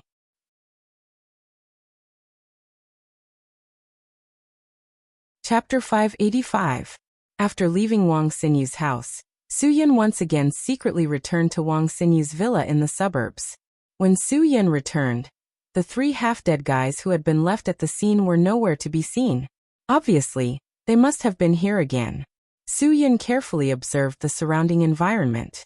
After confirming that there was no abnormality, he returned to the villa. According to Su Yin's investigation, the three guys had come to the window of the bedroom on the second floor by using a rope to open fire. As Wang Xingyu had been challenging Su Yin's concentration, Su Yin did not notice the footsteps on the roof. Now that he thought about it, it was really dangerous. If it wasn't for Su Yin's sensitivity to the sound of bullets being loaded, the consequences would have been unimaginable. Su Yin could even imagine the headline of the newspaper. It would definitely be something like the goddess of the new generation of otakus hugging a mysterious man and getting shot to death. Just thinking about it made him feel scared. However, if the person who arranged this assassination was really the big boss behind the Viper expedition, how could he find him so quickly? One had to know that even if the big boss behind the scenes knew that his 9 captains had died because of Su Yin, it would still take a certain amount of time to track Su Yin down. Su Yin's mind was in a mess. He really couldn't figure out how these people found him. After thinking about this, Su Yin couldn't help but worry. Although it was the middle of the night, he still dialed Zui Yeming's number without hesitation. Zui Yeming was obviously confused by the phone call in the middle of the night. Brother-in-law, what happened? Something urgent? Are you alright? Are you still on Qingdao? Are you guys alright? Su Yin said worriedly. Zui Yeming was even more confused by Su Yin's strange words. He asked, Brother-in-law, are you all right? You're the one who's calling me in the middle of the night, right? Su Yin heaved a sigh of relief. Good. I'm just reminding you that the people we've messed with in the Xing'an mountain range may not be ordinary, so you must pay attention to your safety. Don't get ambushed, okay? It's getting late, so I won't call you one by one. Just pass on my message. Zui Yeming frowned. Brother-in-law, did something happen to you? Do you need my help? Nothing much. Su Yin. Go to sleep. Good night. After hanging up the phone, Zui Yeming was not sleepy at all. He knew very well that Su Yin was not the kind of person who would call casually in the middle of the night. Now that he called at this time, it made him feel even more uneasy. On the other hand, Su Yin felt a lot more at ease. Knowing that the others didn't encounter any trouble and that the spearhead was pointed at him, he felt a lot more comfortable. It was already 3 o'clock in the morning. If it was a weekend, the ghost market in Pan Garden would have been crowded, but now there was probably no one. Even so, Su Yin still drove to Pan Garden without hesitation. He couldn't wait any longer. He didn't know what would happen if he waited any longer. After arriving at Pan Garden, there was no one at all. Only some people in some shops were doing something under the cover of the night. Seeing Su Yin come here at this time, no one paid much attention to him. No customers would come to buy things at this time of the day. Soon, Su Yin walked to the front of Ma San'er's shop. When he left that day, he saw that Ma San'er had installed a small device that integrated real-time monitoring and remote alarm at an inconspicuous place on the door. This meant that Ma San'er could see the monitoring at any time from where he was sleeping. If someone wanted to touch his shop, he would immediately receive the alarm. Su-Yin picked up a stone without hesitation and threw it at the small device that integrated real-time monitoring and remote alarm. With a clatter, the high-tech device fell to the ground. Su-Yin reached out to catch it and crushed it. Su-Yin really couldn't think of a good way to force Ma Sanner out at this time, so he could only use this method. After destroying it, Su-Yin found a place to hide. About 20 minutes later, Ma Sanner rushed to the door of the shop and looked angrily at the destroyed high-tech gadget. Seeing that there was no trace of the shop door being knocked, he could only curse in his heart 100 times. Then he opened the door and prepared to go in to see if there was any damage. Just as Ma Sanner opened the door and entered the shop, Su-Yin followed him in and patted him on the shoulder. "Third brother, hee." Ma Sanner almost fell out with him on the spot. F***ck. I knew that only you could come up with this rotten idea. Su-Yin, your grandfather. Don't talk about calling me third brother. Even if you call me third master today, I won't agree. When Su-Yin heard Ma Sanner's high-spirited words, he stared at Ma Sanner without saying a word. The smile on his face disappeared. After staring at him for more than 10 seconds, Ma Sanner began to feel goosebumps all over his body. Without waiting for Su-Yin to speak, he waved his hand and said to himself, "If you have something to say, just say it. Who are you being so serious for?" "Ma Sanner, I realize that you are different from ordinary people. Ordinary people are amenable to coaxing but not coercion. You are the opposite," Su-Yin said. "Whenever I call you Sang-gu, you always have a stinky face. When I insist on scolding you for mingling with Ma San, you are laughing and haha and greeting me with a smiling face. Tell me, aren't you asking for trouble?" Even though Su-Yin said this, Ma Sanner was not anxious. As if nothing had happened, he asked in a neutral tone, "Why are you looking for me? What do you want to know? You don't have to be like this. Do you know how much my surveillance equipment costs? It's very expensive. Stop talking nonsense. If I didn't do this, would you come? Su-Yin. If you weren't worried about the treasures in your shop, would you rush over in a hurry? Even if you saw me on the surveillance camera, you would wait until the weekend to come, right? That's also to sell some goods in the ghost city, and to solve my problem on the way. You're not being honest. Our many years of friendship can't be called friendship? Ma Sanner glared at him. He was in the right now. Su-Yin rolled his eyes at him. All right, who doesn't know that you, Ma Sanner, are a master who recognizes money and not people? Ma Sanner bent his waist and said, Do you have any conscience? How many times have you asked me? How many times have you drunk my good tea? Have I ever asked you for money? You're the stingy one. Every time you come to take advantage of me, damn. Su-Yin proudly said. That's because my fist is harder than yours. Otherwise, you wouldn't have obediently given in. Less nonsense, make the tea. Otherwise, Lousy will randomly pick something from your shop and take it away. If you have the ability to not let me take it away, then come and try to snatch it. Ma Sanner had no choice but to obediently make the tea. When the tea was ready, Su-Yin opened his mouth and asked, I want to ask you something about cultivation inheritance. Ma Sanner was after all the successor of Jianghu's all-knowing man. Of course he had some special skills. As soon as he heard Su-Yin's question, he laughed. You want to ask about Zhang Taisui's cultivation inheritance? This is really a bit interesting.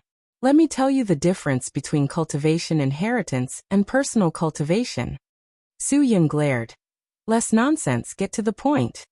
All right, then get to the point. I know Zhang Taisui's main successor is the white-lipped bamboo leaf Qing Zuomeyan, and the cultivation inheritance she received is quite rich, so much so that she now has the strength of a supermaster. But speaking of the state of mind, she is still hovering between a first-rate 9th rank and a supermaster. Ma Sanner said. This is a very dangerous sign. If Zuomeyan's state of mind is unable to break through, the gap between her strength and her state of mind will grow bigger and bigger. When her strength reaches the point where she can't control her state of mind, her life will be in danger. Su-Yin held the teacup but did not drink. Then what should we do? Ma Sanner raised his eyebrows. This has something to do with her physique. She needs a man to break through the barrier of her being a girl. Although it sounds ridiculous, it is the only way for her to break through her state of mind. After getting the answer from Ma Sanner, Suyin really believed it completely. Hey, what? Do you need my help with this? Ma Sanner stirred up trouble. Suyin raised his hand to threaten. Do you believe that I will slap you so hard that even your master can't recognize you? All right, I am scared of you. Ma Sanner hurriedly said. I really can't do this. If you want to do it, then you do it. Some things are predestined. Kid, you have a lot of luck with women, we can't compare to you. Ha. You experienced the baptism of the 10 heavenly palaces on your virgin night. The next one should be facing the 9 winding corridors, but whether it will be Zhuomeyan or not, I am not sure. F***CK. What 9 winding corridors, 10 heavenly palaces? Suyin froze for a moment, but Ma Sanner used his eyes to tell him. You know, since there was no other way to solve Zhuomeyan's matter, Suyin did not think about it anymore. But he was interested in the matter of the big boss behind the Viper expedition. Ma Sanner, today I came to find you, there is another very important matter. Speak. Ma Sanner said. I knew you wouldn't trouble me just because of a woman's trivial matter. It was about the boss behind the Viper expedition. Suyin. I want to know who that person is. Ma Sanner did not open his mouth this time, nor did he continue to laugh. Suyin, why are you looking for that person? Don't make trouble for yourself. Today you ask this, obviously you have solved the problem you wanted to solve.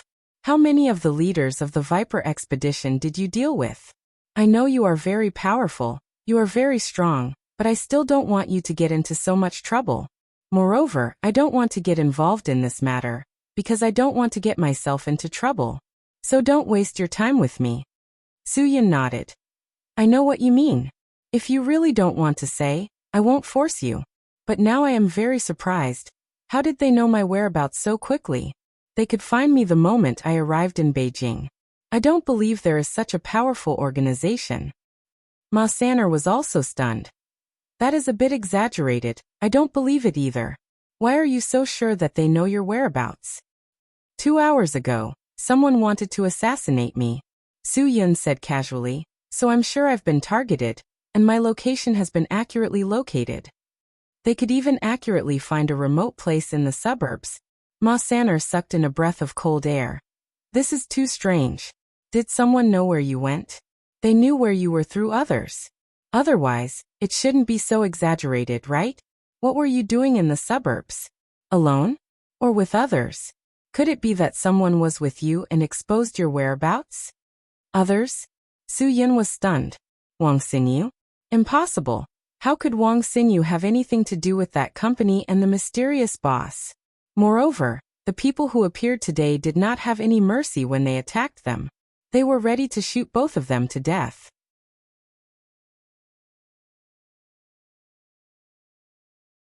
Chapter 586. This was indeed a huge question. Ever since Suyin left the police station and parted ways with Lin Gu and Wu Yuandong, he had been with Wang Xinyu.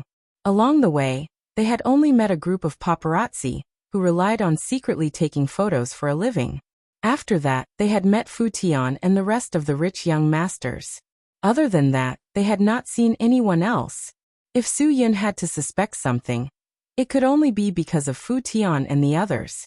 Maybe Bao Qinghua, who was killed by Liu Bei in the snowy forest of the Parkle clan in Xing, and Mountain, knew someone from Fu Tian's group, or had a good relationship with them. Even if this guess was true, these people couldn't know about Suyun's identity, right?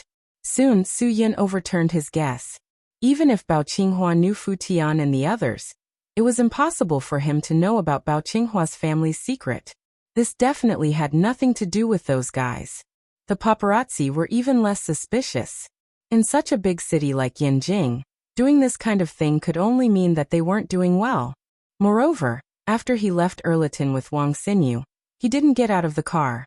If there was anyone who knew that he went to Wang Xinyu's villa in the suburbs, it was only this car. Was there something wrong with the car? That wasn't realistic. Ever since the Zhang brothers drove to Yanjing, this car had been parked in the hotel's basement. Even so, Suyin still did a thorough check.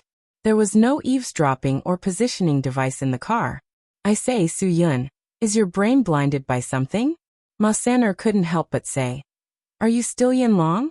Do you have to go through so much trouble for such a small thing? During the whole process, didn't you suspect the most suspicious person? Su Yin glanced at Ma San'er. Don't talk nonsense with me. Why would I suspect Wang Xinyu? She didn't take the initiative to approach me. It was because Sky Entertainment called her to come to the police station to get me. That's why she came to find me. Moreover, those assassins didn't show any mercy when they attacked her. They wanted to kill all of us. Ma San'er scratched his head and said, Tell me this is not the case, and that is not the case. Besides you and Wang Xinyu, is there no third person who knows that you went to that place with her? No. As soon as Su Yin spoke, he froze. Throughout the entire process, he seemed to have left one person behind, and that was Wang Xinyu's father, Lawyer Wang. Wang Xinyu had called her father and told him that she and Su Yin were in the villa. She told him not to worry. This was the only thing Su Yin had missed. If this matter really had something to do with Lawyer Wang, then it would be a little too scary. What did he think of? Ma San'er saw Su Yin's expression change, and knew that Su Yin had finally realized something. If you think of anything, come ask me. Don't waste my time here. If those people really have their eyes on you, then don't keep coming to my place. When the time comes, you can just pat your ass and leave. I don't want your trouble to burn me. Go do whatever you need to do, I won't see you out.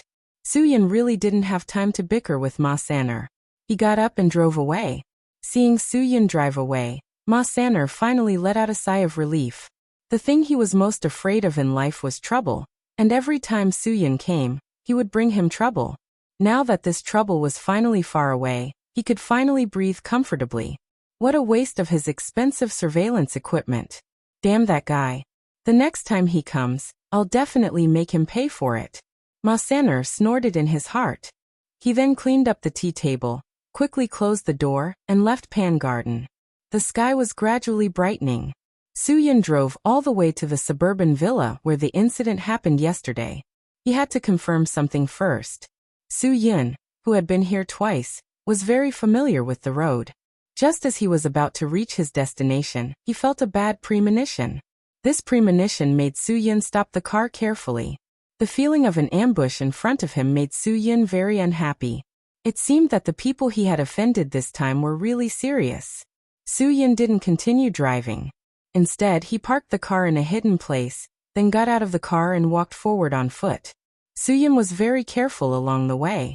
Finally, he stopped at the place where he could see the villa last night. There was no need to check the front anymore. The incident had happened for so long, but there was still no sign of the police coming to investigate. This matter was really a bit strange. A normal person would definitely call the police first. Su Yin believed that Wang Xinyu's father, Lawyer Wang, was a person who understood the law. He would never not call the police because it might bring trouble to Su Yin. This was not in line with common sense. A normal person would definitely inform the police first, but Lawyer Wang didn't do so. As the third person who knew Su Yin was in the villa yesterday, and made such an abnormal choice, Su Yin had no reason to not suspect him. When Su Yin returned to Wang Xinyu's house this morning, he still didn't see any trace of the police. With heavy steps, Su Yin came to Wang Xinyu's house and knocked on the door. The person who opened the door was none other than Lawyer Wang. When he saw Su Yin again, Lawyer Wang looked a little flustered. He even had an impulse to shut the guest out. But Su Yin didn't give him a chance to refuse.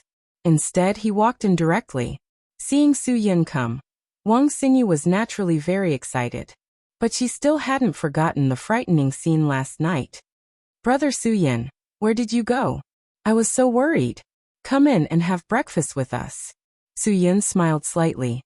Then I won't stand on ceremony. At this time, Mother Wang also came out of the kitchen. Seeing that there was a guest, she was very polite. The most discordant person in the whole house was actually Lawyer Wang. After opening the door, he stood in one place for a long time without moving half a step. Finally, he couldn't hold it in any longer and grabbed Su Yin's arm. Ziosu. Hello, I have something to talk to you about in private. It's about my daughter's safety and the contract my daughter signed with your company. Hearing her father say this, Wang Xinyu became anxious. Dad, what nonsense are you talking about? What happened last night has nothing to do with him.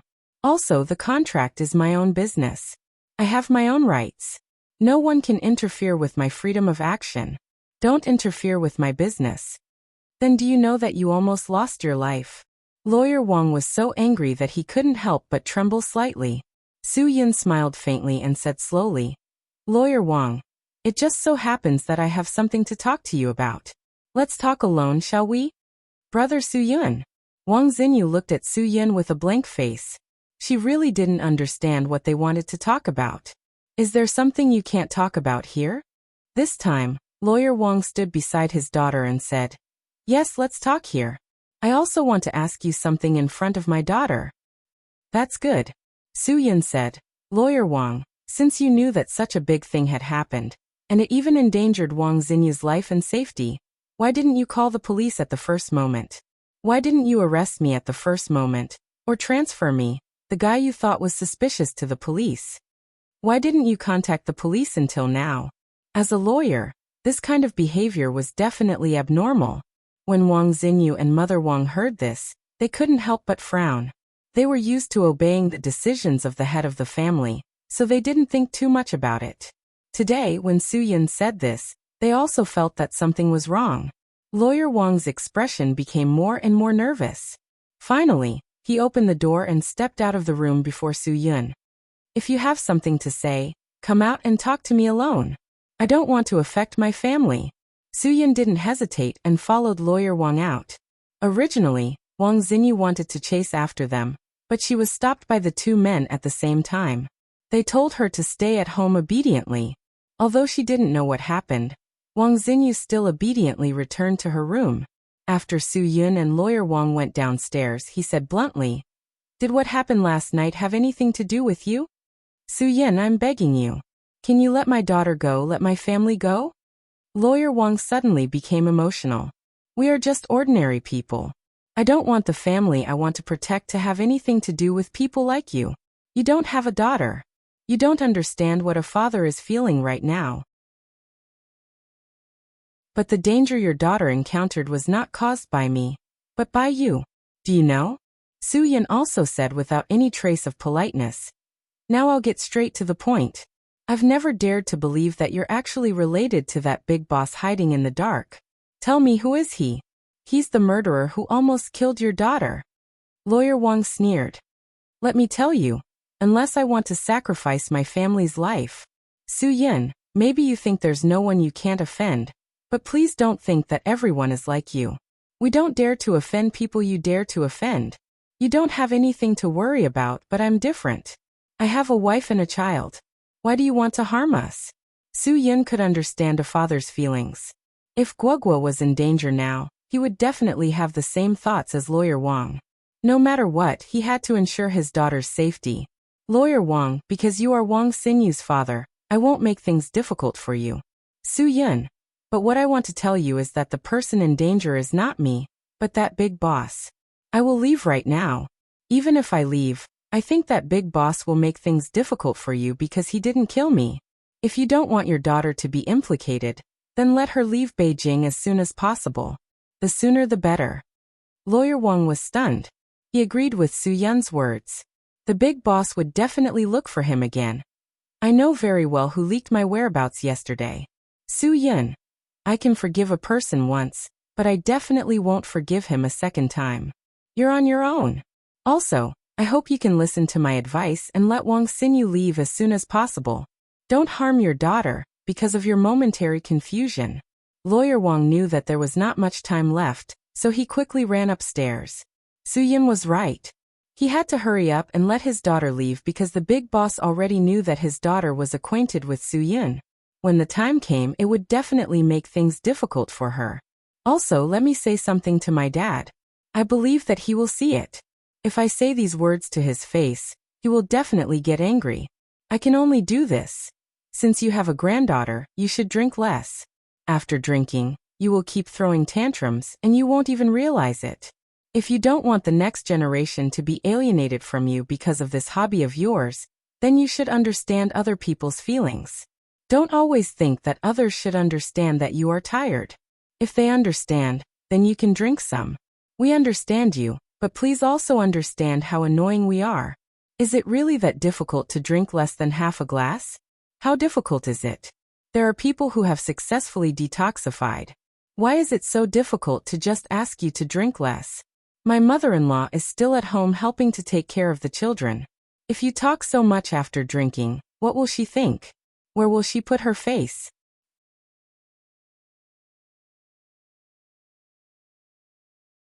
Chapter 587. Su-yin didn't argue with the person who betrayed him. Lawyer Wang loved his daughter and family very much.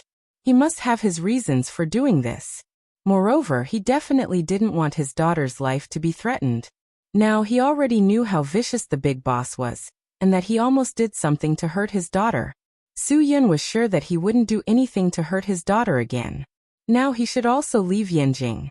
Only then could he temporarily avoid the big boss behind the scenes. After all, the big boss was in the dark while he was in the light. If he insisted on forcing Lawyer Wang to tell him who the big boss behind the scenes was, he was worried that he would bring trouble to Wang Sinyu's family. Therefore, he didn't ask anymore. Because Su-yin believed that the big boss wouldn't let him go so easily, he would definitely have a chance to follow the vine to get to the melon. The current forbearance was only temporary. Besides, he should go back to Xinjiang to take a look. The school holidays were getting closer and closer. Guogua and Bufifan would spend the winter holidays in the same home. Although the age difference between the two children wasn't small, he was still worried that there would be a conflict between them. After all, they had different childhoods from ordinary children. Neither of them was easy to deal with. Especially Guogua. If this guy turned from guest to host, Bufifan would definitely find it hard to accept. This would easily lead to conflicts and conflicts. In any case, as Feng Guogua's godfather, Su-yin also promised Feng Guogua that he would be Bufifan's guardian. He had to solve the problem that he was worried about. He couldn't throw this problem to Ruan Qingshuang. Ruan Qingshuang had done enough for him. Su-yin really didn't want to trouble her anymore. Moreover, Ruan Qingshuang had taken over Xinkai Hotel for a while now. Su-yin hadn't been there yet. He really didn't know if she could handle this hotel. Would the original middle management of the hotel give her face? Would they make things difficult for her? However, what worried Su-yin the most was what Lin Gu had told him before he went to Xing'an Mountain. Gu Zueran had warned him to be careful of the people in Shen River. In the beginning, Su-yin didn't want to believe this strange warning. Although Gu Zueran was said to be a divine mathematician, his failure that time made Su-yin completely unable to trust him. But now, Lawyer Wang's worry for Wang Xinyu made Su-yin feel that he was not a good father. How could he be so relaxed when facing Gu Zueran's warning? This wasn't a groundless rumor. At least, the matter of Guogua's identity hadn't been completely resolved yet. Su-yin really shouldn't have been so careless as to leave Guogua so far behind. Although Chou Yun was studying with Guogua, if she really encountered a supermaster, it would be difficult for Chou Yun to defend herself with her current strength. Even if Chou Yun could break through the bottleneck of her state of mind, it would be difficult for her to defend herself against the attack of any supermaster. Yanjing was the imperial city of Huaxia since ancient times. In this city, there was no lack of capable people from all over Huaxia. Whether they were black-bellied and ruthless or sanctimonious, people who could finally occupy a place in Yanjing would always be respected by ordinary people. No one would care about how they got today's achievements. No one would care what kind of methods they used or what kind of opportunities they encountered. As long as they were successful, they would be respected in front of ordinary people and flattered in front of their subordinates. Every building in Yanjing had its owner. These people were often big bosses hidden in the world that ordinary people couldn't see. To be able to greet people of this level, one must have very outstanding achievements in a certain field. Otherwise, how could one get the appreciation of these big bosses? Lawyer Wang was able to gain a foothold in Yanjing by relying on his reputation in the legal circle. The name Must-Win Law Firm wasn't casually given. As the most famous law firm in Yanjing, and even the entire Huaxia, of course, it wouldn't lack the patronage of all kinds of big bosses. To be able to achieve great things, who didn't have a few lawsuits? If one didn't want to suffer losses in these lawsuits, or make a profit, One must have a lawyer with real ability. Although lawyers weren't eloquent lawyers like in ancient times, but practitioners who had obtained a lawyer's practice certificate according to law and accepted entrustment or appointment to provide legal services for clients. Moreover, they had the necessary legal expertise to provide legal services, and were protected and managed by the state. However, society was a big vat. A small number of people would naturally use their professional knowledge and the teaching of law enforcement in their hands to find loopholes in the law. For money, they would even use their professional skills and glib tongue to exonerate the crimes of the guilty. Lawyer Wang was originally very upright, but in the end he couldn't resist the temptation of money and walked on the path of this small group of people. Often, this small group of lawyers who had changed their minds were the truly capable ones. When a person could turn black into white, how could he not be valued? Therefore, Lawyer Wang naturally became the object of appreciation of all kinds of big bosses. Mr. Wang's mentality had naturally changed after he spent all his time mingling with the upper class. His mentality had changed even more after his daughter became a nationally renowned female artist. Soon he became Boss Bao's personal lawyer with a high agent fee, because the money that Boss Bao could give him was unrivaled. He no longer needed to deal with other big bosses, and didn't need to worry about offending others. Since he received money from others, he had to be loyal to his master, and others couldn't say anything about it. Lawyer Wang had always been loyal to Boss Bao and helped Boss Bao resolve many problems. Therefore, his position in the company was getting higher and higher. Over time, he also knew what the company was doing. At this time, even if Lawyer Wang wanted to retreat, it was impossible. Lawyer Wang knew very well what kind of business the company was really doing under the guise of international trade. He also knew very well how many treasures had been sold overseas by Boss Bao after their value had been speculated by Boss Bao. He had a rough idea of how many priceless things the company had gotten. Lawyer Wang also knew why Boss Bao invited him to Beijing's most luxurious hotel for a meal. When Lawyer Wang walked into the huge private room, Boss Bao, who had been waiting for a long time, smiled and pointed to the seat beside him. Lawyer Wang, come and have a seat. Today there are no outsiders. Only the two of us can speak our minds. Ah! In such a huge private room with such a huge table, there were only the two of them. Obviously, Boss Bao didn't really come for a meal, and had an ulterior motive. Boss, if you have something to say, just say it. Lawyer Wang said. I know that you didn't ask me out for a meal today. Boss Bao was in his 50s, but he had maintained his figure well. He didn't have the aura of a nouveau riche, but the heaven's eye stone on his neck, the Buddha beads on his wrist, and the thumb ring on his thumb were all priceless treasures. Boss Bao smiled and pointed to the table full of delicacies. Lawyer Wang, if I didn't ask you out for a meal, why would I order such a table full of delicacies? Ha ha ha, brother, didn't I tell you before? When there's no one around, don't treat me as your boss. Just treat me as your brother. Looking at the dishes on the table, Lawyer Wang couldn't help but mutter in his heart. Boss Bao's attitude towards him made him feel flattered, but when he thought about Boss Bao's true side, he began to feel uneasy. Boss, I want to know why you did what you did last night. Let me tell you, that person was with my daughter, and you knew that my daughter was also at the scene. Why did you kill him? What if something happened to my daughter? Lawyer Wang couldn't help but clench his teeth as he spoke. Boss Bao smiled. Brother, that's what my subordinates did. I told them to be careful. Who knew that they would do such a thing? But brother, don't be angry. I've already punished them and sent them to hell to reflect on their actions. Ha ha ha, are you satisfied now? Lawyer Wang couldn't help but tremble. This was the Boss Bao in his eyes. He was ruthless and merciless, and he never left behind any future troubles. I'll arrange for someone to tidy up your villa. Don't worry about that. Boss Bao continued. How could I possibly lay my hands on Sinew? Ahaha, you know that I've always liked Sinew. I've also always hoped that Sinew could marry our Qinghua as his wife. After saying that, Boss Bao let out a long sigh. But this is fate. God actually made me, an old man who had been buried in the yellow soil until my waist, to suddenly lose a son. Ha ha ha. He really wants to end my family's bloodline. Lawyer Wang was getting more and more scared, and the atmosphere was getting more and more strange. Brother, we could have become in-laws, but it's all that damn Su-yun's fault. Boss Bao sneered. Brother, tell me, where did that Su-yun and your Sin-yu go? I know you must know. Don't worry, I won't hurt Sin-yu. I only want that bastard's life. Lawyer Wang trembled. Boss, I really don't know where that Su-yun went. Sin-yu didn't go with him. Sin-yu received a call from the company and went to the set. The director wanted her to read the script. It really has nothing to do with that Su-yun. Brother, you don't believe me, right? Boss Bao shook the wine glass in his hand and stared coldly at the red liquid inside. Boss, please believe me. If I knew, I would definitely inform you. Lawyer Wang said.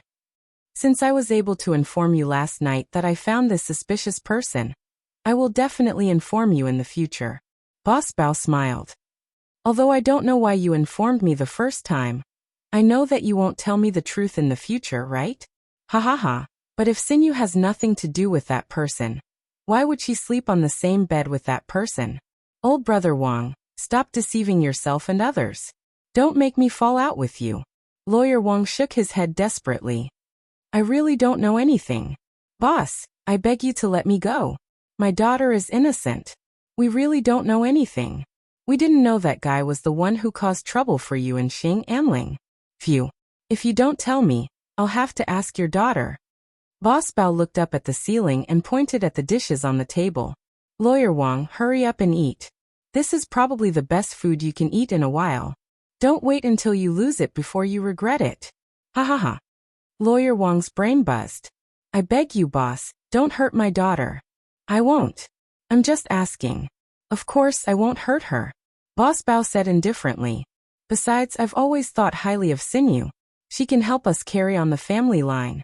It's a pity that my son is short-lived. The responsibility of carrying on the family line will fall on me. Haha, Lawyer Wang, I'm afraid I can't call you brother anymore. Should I call you father-in-law?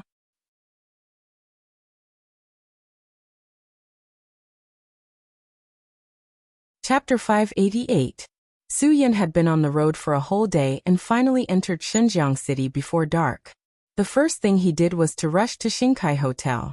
Compared to Guogua, who was protected by Cho Yun, Su-yun seemed to be more worried about how Ruan Qingshuang was doing in Xingkai. With Ruan Qingshuang's personality, Su-yun was especially worried that she would be bullied by those bastards.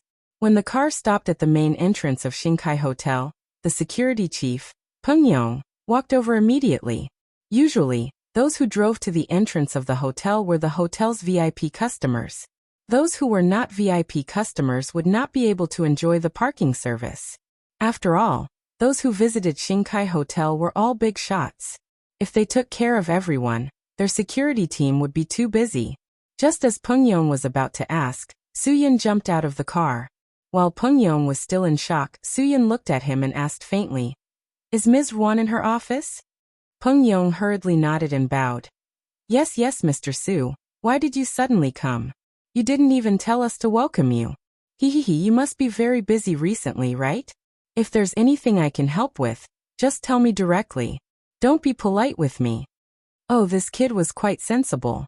Su-yun couldn't help but smile. He had only taught him a lesson once and now he had learned to be obedient. Based on his fear in front of Su-yun also believed that they would not dare to be disrespectful to Ruan Qingshuang these days. Fortunately, he had taught them a lesson before he left. Now Su-yun felt much more relaxed. He threw the car key to Peng Yong. Park the car for me. Ask the receptionist to send the key to Ms. Ruan's office. When I come, do I need to tell you? Yes. I promise to complete the task. Of course, Mr. Su, you can come at any time. We will welcome you to inspect our work at any time. Peng Yong took the car key and said seriously. Then he personally drove the car to the special parking space in the basement according to Su-yun's instructions, and parked it carefully beside the black Kian. Su-yun took the elevator directly to Ruan Qingshuang's office. Seeing that everything in Xingkai was running smoothly, he couldn't help but admire Ruan Qingshuang's talent in hotel management. From a small medicinal cuisine restaurant in the beginning to the Hedong City Medicinal Restaurant, and now to the 5-star Xingkai Hotel. No matter how big the stall was, she was always serious about everything was everything. She could do well. Maybe it was time to ask the brothers in Hudong City to come over and help, Su-Yun thought in the elevator. Soon, the elevator arrived at the 6th floor where Ruan Qingshuang's office was located. Su-Yun wanted to give Ruan Qingshuang a surprise, so he didn't knock on the door. When he pushed the door open and saw Ruan Qingshuang working at her desk, he felt a little sad. Su-Yun directly handed over such a big stall to Ruan Qingshuang to manage. Ruan Qingshuang didn't complain at all. She helped Su-Yun do everything without complaint. The sound of Su-Yun pushing the door open didn't affect Ruan Qingshuang's concentration. Because she hadn't taken over the hotel for a long time, she had to figure out all the accounts of the hotel. Every penny spent and earned. Ruan Qingshuang would ask the finance department to send a report and check it personally. This undoubtedly increased Ruan Qingshuang's workload and work pressure, but she didn't give up or back down because of this. No matter how complicated the report was, she would look at it seriously and calculate it seriously. Seeing that she didn't respond, Su-Yun quietly walked behind her and suddenly reached out to cover Ruan Qingshuang's eyes. Ruan Qingshuang was stunned for a moment, then she said in surprise, "Su-Yun, are you kidding me? How did you know?" Su-Yun was really scared. "Sister Shuang, did you see me come in early and deliberately ignored me?" Ruan Qingshuang saw that it was really Su-Yun, and was wild with joy. "It's really you. Haha, because your palm is very special, I can sense it immediately. Also, the smell on your body is different from others. You want to scare me? I'll see through you." Su-Yun looked at his hand and sniffed his collar. "There's nothing different. Do I stink? I take a shower often." "You don't stink." Ruan Qingshuang smiled helplessly. "Why didn't you tell me that you were coming back so suddenly?" "Oh, I know, Guogua must have called you." Ruan Qingshuang looked at the time on her watch. It was already 4:30 in the afternoon. In half an hour, Guogua and the others would be out of school. This time it would be winter vacation directly. "Did she call you? Is that why you hurried back? Actually, if you have your own things, you can finish them first." Su-Yun froze for a moment. "Is it winter break today?" "Yes. What do you think?" Ruan Qingshuang said. "It's Chinese New Year in 10 days. The students don't have it easy. It's time to take a break." Su-Yun nodded. "Then let's go back first. Prepare some delicious food tonight. I'll introduce a boy to you tonight. We'll be living together for the rest of the time." Ruan Qingshuang looked at the bill on the table with some difficulty. "I wanted to go back early today, but the numbers on the account don't add up. I've looked at it several times, but I don't know why a part of the money is missing. A part of the expenses on the food account didn't get the income that it should have." Su-Yun picked up the list and glanced at it. Then he said to Ruan Qingshuang, "Who gave this to you? Can the previous accounts be matched?" "The head of the finance department, Gong Jie, gave it to me." Ruan Qingshuang shook her head and said, "No, I always have something wrong, but I can't figure out what the problem is. I also went to the food and beverage department to check. There's nothing wrong at all." Su-Yun took the list and walked out. Ruan Qingshuang was stunned and asked, "What are you going to do?" "Accounting is what the finance department should do. I'm going to ask Gong Shuiyin where the problem is." Su-Yun didn't expect that Gong Shuiyin, who always seemed to have no temper, was actually the most scheming. Xingkai Hotel's food and beverage department was involved in a wide range of things. Ruan Qingshuang definitely couldn't figure it out in a short time. As for why Su-Yun could see that there was something wrong with the accounts, it was because Su-Yun had been to the top floor lounge. That was part of Xingkai Hotel's income, but it was ignored by Ruan Qingshuang. Gong Shuiyin from the finance department didn't open her mouth to remind Ruan Qingshuang. That was why Ruan Qingshuang had been troubled all this time. Su-Yun was going to teach this kind of smiling tiger a lesson today. Gong Jie is a good person. Don't get angry with her. Ruan Qingshuang hurriedly said. Maybe it's my problem. Su-Yun was really troubled by Ruan Qingshuang's kindness. Shuang Jie, not everyone who greets you with a smile is a good person. There is a kind of person in the world who is called a smiling tiger. Ruan Qingshuang was stunned for a moment.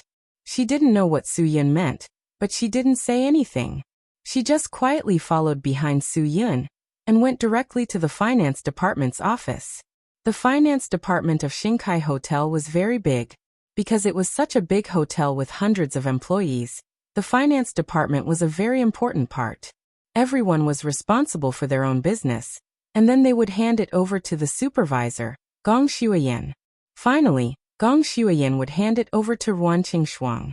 When Su Yun broke in, more than a dozen people in the finance department were stunned. The voices also disappeared. The clerk of the finance department immediately got up and was about to go to the supervisor's office to inform Gong Shuiyan, but she was stopped by Su Yun. The clerk of the finance department and all the other cashiers watched Su Yun walk to the door of the finance supervisor's office. He unceremoniously kicked the door open. With a bang, the door was kicked open. Gong Shuiyan was talking on the phone in the office. She was startled by the sudden sound. Her phone fell to the ground and the battery came out. As the finance supervisor of Shinkai, she was a middle-level leader with a relatively high status, so she was a little angry. But when she saw that it was Su Yun, who almost fired all of them last time, she couldn't be angry. Su Yun didn't waste time with her. He went straight to the point and threw the financial report in his hand at Gong Shuiyan's face. Gong Shuiyan was stunned. She didn't understand why Su Yun treated her like this. Gong Shuiyan, I remember that I warned all of you last time when I had a meeting with all the middle-level leaders. Don't play any tricks. Why didn't you listen? Su Yun said lightly. Explain to me why there are mistakes in the accounts every day, Mr. Ruan. Gong Shuiyan was angry and scared, but she didn't dare to say anything. She whispered, how would I know? After all, Mr. Ruan didn't learn accounting. Don't talk nonsense with me. Su Yun heard that she still wanted to quibble, so he immediately made up his mind to punish her as an example. Maybe there were still people like Gong Shuiyan among the middle-level managers of this hotel, who didn't mean what they said. Pack up your things and get out of here. There will be no more people like you in Shinkai in the future. Gong Shuiyan was a little anxious when she heard that. Why should I leave just because she didn't keep the accounts? Su Yun unceremoniously exposed Gong Shuiyan's little trick. Where did all the income from the top floor bar go? Gong Shuiyan, you don't want me to make it more clear, do you? You put the income of the bar in your pocket every day and confused Mr. Ruan. But you secretly put the money back at the end when the company concentrated the savings, so that no one could tell that you did something. I don't know if you temporarily embezzled the hotel's money to finance or to invest in the stock market, but if I tell the police about this, you will be guilty of embezzlement. Gong Shuiyan saw that she was exposed by Su Yun. She was panicked, but she didn't know how to quibble. She was completely dumbfounded. You can go to the HR department and resign from Guyu. Su Yun said coldly. Also, don't expect me to give you a salary. The money you embezzled may be higher than your salary. You know what I mean? Mr. Su. I was wrong.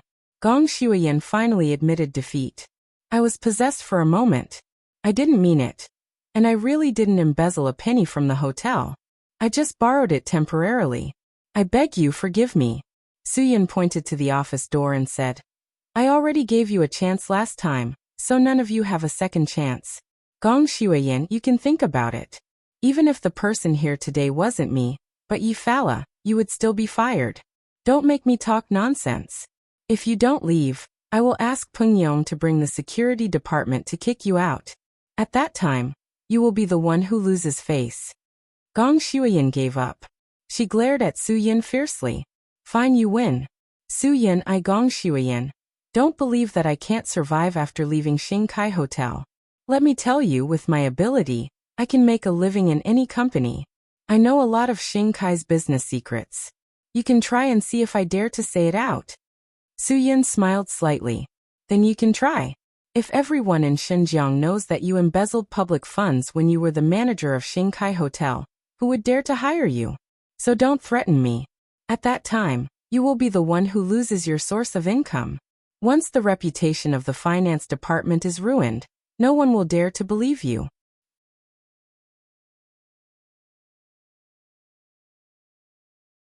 Chapter 589. On the way home, Ruan Qingshuang couldn't lift her spirits. She felt that Su Yun didn't have to be so ruthless. He should give the other party another chance. But Su Yun and Ruan Qingshuang had completely different thoughts. He felt that he had given the chance, but some people didn't realize it, so they couldn't blame him. Although Ruan Qingshuang still minded, in the end, she decided to respect Su Yun's decision. Maybe sometimes she should be more ruthless, more decisive, and more decisive. Su Yun didn't mean to blame Ruan Qingshuang. Sister Shuang, I'm worried that you will be at a disadvantage when you communicate with people like this. It's not scary to face villains and villains. It's the hypocrites and smiling tigers that are scary. In the future, you must remember to be ruthless when dealing with hypocrites and smiling tigers. Ruan Qingshuang nodded and agreed to Su Yun's request. She smiled and said to Su Yun, "Isn't there an old saying that it's a blessing to be at a disadvantage? The sages told us that karma connects the three worlds. It's a wrong idea for a person to take advantage of others in this world. It's also a wrong idea to think that you've been at a disadvantage. Because in this life you have to pay back in the next life. In this life you have to pay back in the next life. Karma connects the three worlds. It doesn't mean that this life is over. If you can see through the past and the future, you will be enlightened. Karma connects the three worlds." Su Yun couldn't help but smile. Sometimes, Ruan Qingshuang's words could always move him because of her kindness. Even though Su Yun was an atheist and didn't believe that people had a next life or even the next life, he still smiled and accepted Ruan Qingshuang's advice. Well, it's a blessing to be at a disadvantage. Soon, the two returned to the villa area where they lived. Su Yun took out his phone and was about to call Qinwan to ask her to come back early. However, he got a reply that the phone couldn't be reached. Without waiting for Su Yun to ask, Ruan Qingshuang explained. Calling Wanner? She had switched off her phone. Recently, Xinjiang was investigating a big case. She was the person in charge of this case. The suspect was from Taiwan Island. He had finally appeared in Xinjiang. Wanner said that they had to follow him to the end and find evidence. She turned off her phone after she went to the police station yesterday. She told me that she was with her colleagues and didn't want me to worry. But how can I not worry? Phew, I can't even get through to her phone. I really don't want her to be a police officer anymore. She liked that line of work. Su Yun put down his phone. Forget it. Since she has her job, we won't wait for her. Taiwan Island is so far away from Xinjiang. The suspect must have committed a serious crime here. Besides, Taiwan Island is the only place in Huaxia where there are differences between political parties. If the suspect was on Taiwan Island, it wouldn't be so easy to catch him. Now that he's on the mainland, the police in Xinjiang won't let him go. There will be plenty of police. You don't have to worry. Ruan Qingshuang nodded to show that she understood. Then, she went into the kitchen with Su Yun to prepare dinner. They hadn't gathered together for many days. Ever since Guogua went to a closed school, Ruan Qingshuang missed her to death. She even regretted sending Guogua to a school that only had holidays once every half a month. Time passed by. It was already 6:30. Cho Yun and Guogua still hadn't returned. What Su Yun couldn't understand was that Bufifan hadn't returned either. Sister Shuang, you didn't remember their holidays wrongly, did you? Su Yun froze for a moment. He felt that something was wrong. If the students were on winter break, they wouldn't be allowed to leave until this late, right? Could it be that there was a night self-study session? Ruan Qingshuang shook her head and said firmly, "That's impossible. I definitely didn't remember their holidays wrongly. Guogua and Cho Yun told me on the phone the day before yesterday. I couldn't have remembered it wrongly." Ruan Qingshuang took out her phone and dialed Cho Yun's number. What made Ruan Qingshuang speechless was that Cho Yun also turned off her phone. What day is it today? Did the world stop using mobile phones? Why is everyone turning off their phones? They didn't come home and couldn't be contacted. This made Ruan Qingshuang a little worried. Su Yun had no choice but to call Bufifan. This kid answered the phone without hesitation and asked, "What's the matter? Is your school on holiday today?" Su Yun said, "Why aren't you home yet?" Bufifan froze for a moment before answering, "I have my own personal freedom. Since I'm on holiday, I have the right to choose when I go home, and when I don't."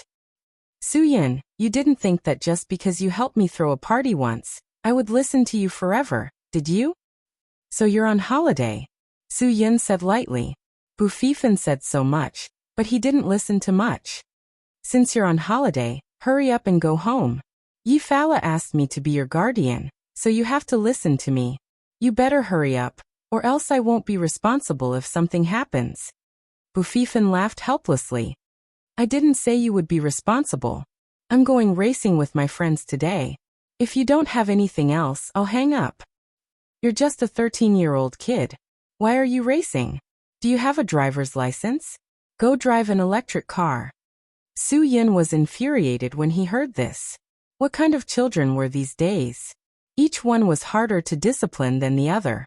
This kind of brat should participate in the metamorphosis and be thrown into a ravine where he couldn't even afford to wear underwear. Let him experience that kind of life. Just take care of your own business. Take care of the hotel that Aunt Yi asked you to take care of. That's what we share.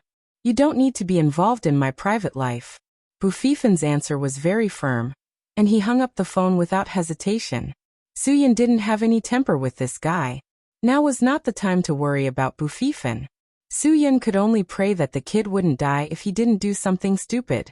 What he was really worried about now was Cho Yun and Guogua. When he called Bufifan, all he heard was the sound of cars on the road, which meant that Bufifan must have left the school. Even the middle school students had left the school, which meant that the primary school students must be on holiday. Since it was already on holiday, they hadn't seen or contacted anyone. Obviously, Su Yin couldn't sit still. At this time, Su Yin thought of what Lin Gu had said to him. Gu Zueran had divined that they would be in trouble. Damn it, Su Yin cursed in his heart. Did he even need to do that? It was such a simple thing. Guogua had such a big secret. How could there be no trouble? Su Yin regretted that he shouldn't have been so careless. He should have used the fastest time to confirm whether Green Ghost was alive or dead, and whether there was anyone else who knew about Guogua's secret. That way, they wouldn't have gotten into trouble. Su Yin was too careless. He was lucky that no one would know about Guogua's secret. He was lucky that Green Ghost had disappeared for so long and should be dead. Su Yin grabbed the car key and said to Ruan Qingshuang, I'm going to the school to take a look. You wait at home. If they come back, you must call me immediately. It's been a while since school ended. I'm worried that they might have run into some trouble on the way. Hearing Su Yin's words, Ruan Qingshuang couldn't help but feel nervous. I want to go with you. If we all go, what if they come back with no one at home? Su Yin. What if it's just Cho Yun's phone that ran out of battery, and Guogua dragged her to eat fried chicken again? We can't think too badly about anything. Sister Shuang, just wait patiently. Maybe they'll come back as soon as I leave. Although Ruan Qingshuang was anxious, there was nothing she could do. After watching Su Yin leave, she didn't have the mood to continue cooking. She kept pacing around the living room, praying that Guogua and Cho Yun would come home soon. The feeling of waiting was very uncomfortable. At this moment, Ruan Qingshuang felt like she was sitting on pins and needles.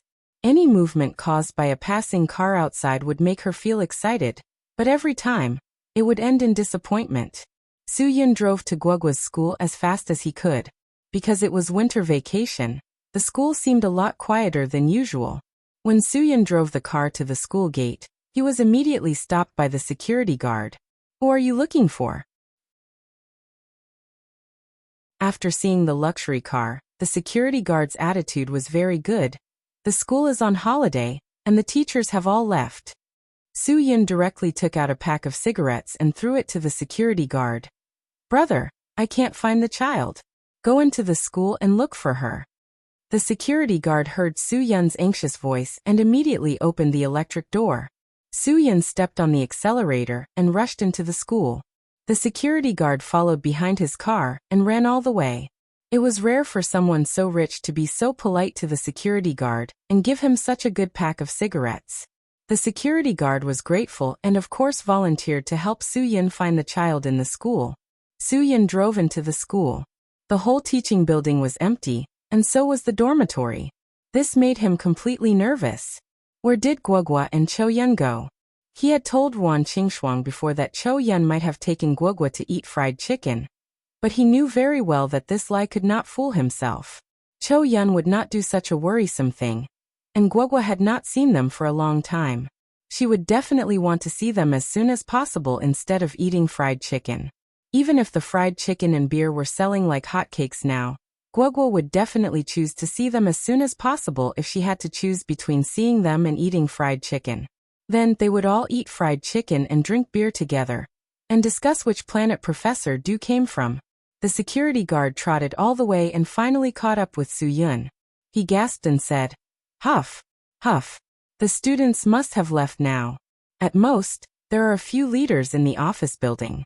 If you really can't, you can ask them." What was the use of asking them?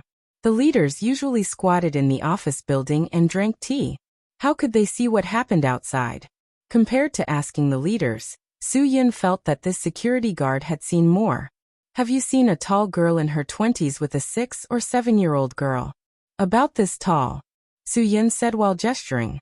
The security guard was stunned for a moment.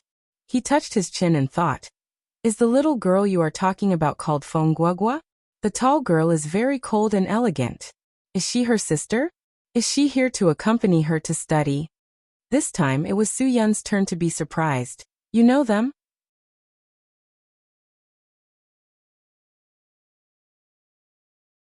Chapter 590. Su-yun didn't have time to listen to him. He hurriedly said, "Brother, do you know where they went? Isn't the school on holiday? Where did they go after school? Are they with anyone?" At this time, the security guard looked at Su-yun with some vigilance and said, "Who are you to Guogua?" "I'm her father." Su-yun was anxious. Seeing that the security guard knew the whereabouts of Guogua and Cho-yun, he was like a drowning man who grabbed the last life-saving straw by the lake. He hurriedly took out all the money in his pocket and handed it to the security guard. "Please tell me where they went." Guogua and her sister didn't go home after leaving school. The security guard held his breath and didn't take the money that Su-yun handed out through the window. He looked at Su-yun for a long time and raised a big doubt. "Are you Fong Guogua's father? How old are you? Don't tell me you want a child when you're still a minor. Are you kidding me, little brother? I heard that Guogua and that tall girl are sisters. Her sister is about the same age as you, right?" Su-yun really didn't know how to explain, so he simply didn't explain. "Brother, I'm not Guogua's father. She's my goddaughter. Tell me where she is. I'm worried that she's in danger. Guogua is already very pitiful that she doesn't have parents.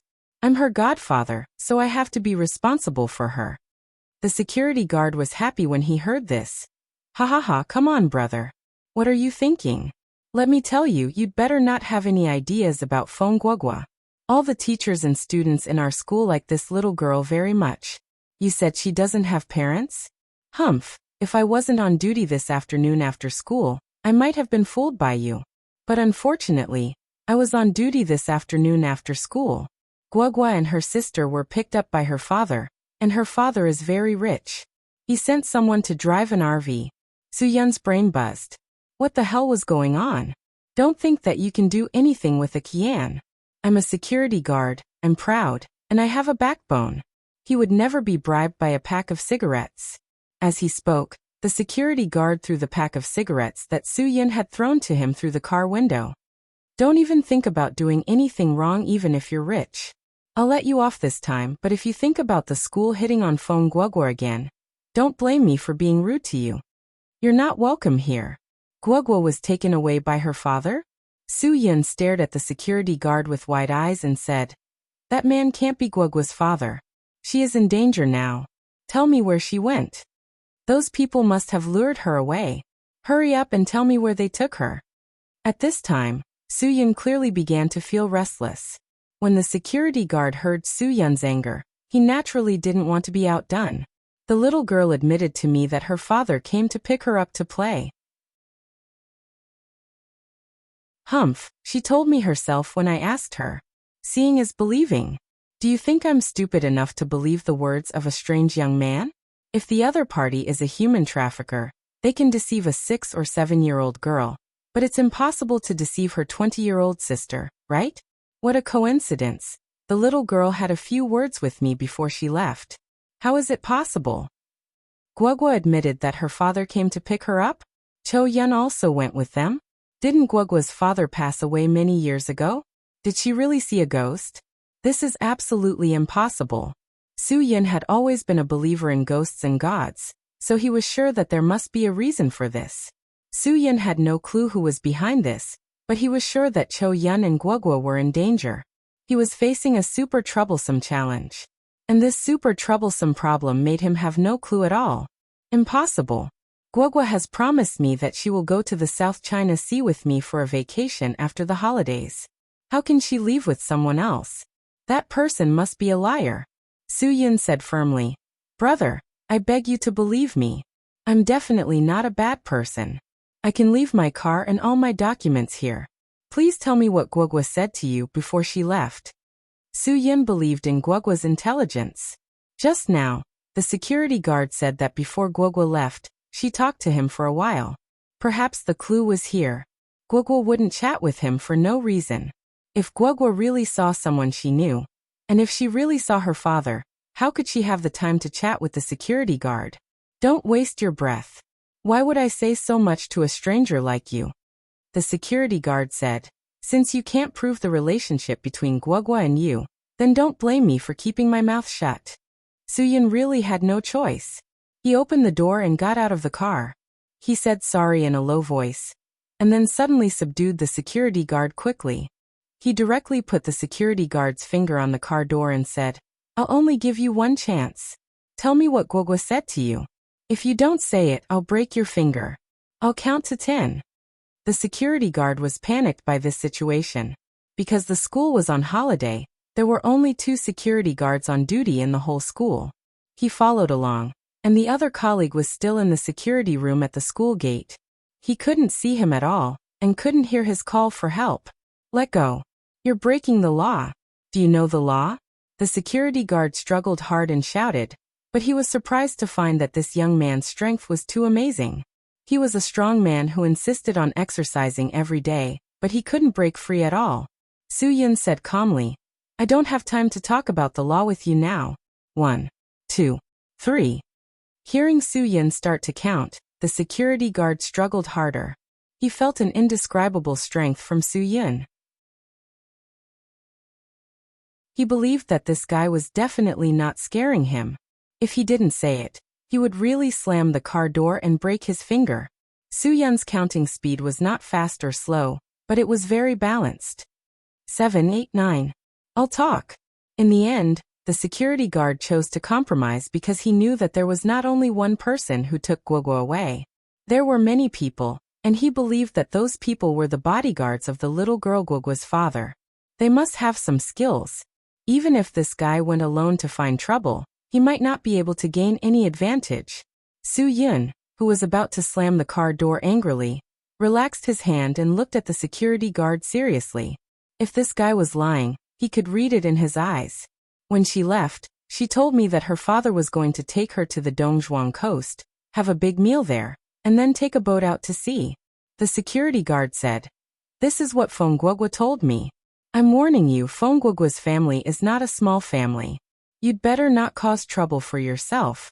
Su Yin did not see absent-mindedness in his eyes, so he was sure that the security guard was not lying. And this was also reasonable. The Dongzhuang coast could directly go out to sea. If someone really wanted to take Guogua away, it was not an exaggeration for them to make this choice. As long as the boat was on the high seas, it would be impossible to be caught. Time was tight. Su Yin did not have time to waste any more time. He let go of the security guard and said seriously, Security brother, I'm really sorry about what happened just now. There was a reason. I hope you don't mind. When I have time, I will thank you properly. After that, Su Yin directly got into the car and rushed out of the school. He drove crazily along the road to the Dongzhuang coast. No matter what, he had to make a last effort. If he could not catch up with them this time, it would be more difficult to find them in the future. The security guard, who was released by Su Yin, quickly took out his mobile phone from his pocket and recorded Su Yin's license plate number. Then he was ready to call the police, but he carefully thought about what Su Yin said before he left. This guy did not look like a bad guy, but why did he do that? Did he really blame him wrongly? The security guard was confused. Forget it, he did not have to worry so much. Anyway, he believed that God would not let such a cute little girl and such a beautiful girl suffer. There must be some misunderstanding between them. Forget it, he was just a security guard. He was responsible for his own job, and other things outside of his job were not so much to care about. Su Yun sped along the road to the Dongzhuang coast. It was easy to recognize a caravan. Although there were many cars, luxury cars and sports cars, caravans were not so common that they could be found all over the streets. Su Yun believed that if they had not left yet, he would definitely be able to find them. According to the message left by Guogua, Su Yun could be sure that they would leave after dinner. This gave Su Yun complete confidence. Once they were on the high seas, it was not a matter of 1 or 2 days. The taste of food on the ship was definitely not as good as on land. It was inevitable to have a good meal before leaving. Soon, Su Yun found the largest restaurant near the Dongzhuang coast. At a glance, he also saw a white GMC Savannah caravan parked in front of the restaurant. Whether it was his intuition or his seventh sense, Su Yun was instantly certain that this car was related to Guogua. With a beautiful slide, Su Yun parked his car directly behind the white Savannah caravan, completely blocking the car's path of departure. Just as Su Yun got out of the car, 2 people jumped out of the Savannah caravan's cockpit. They pointed at Su Yun and shouted, "Do you know how to drive? What are you doing? There's a parking space there. Why are you randomly parking? Even if you randomly park, you shouldn't block other people's path." Su Yun did not say anything and walked straight towards the 2 people. His eyes were cold as he asked, "Did you guys go to the school and take her away?" The 2 people obviously used their actions to admit the fact that they went to the school to take her away. When they heard Su Yun's words, their faces instantly turned cold.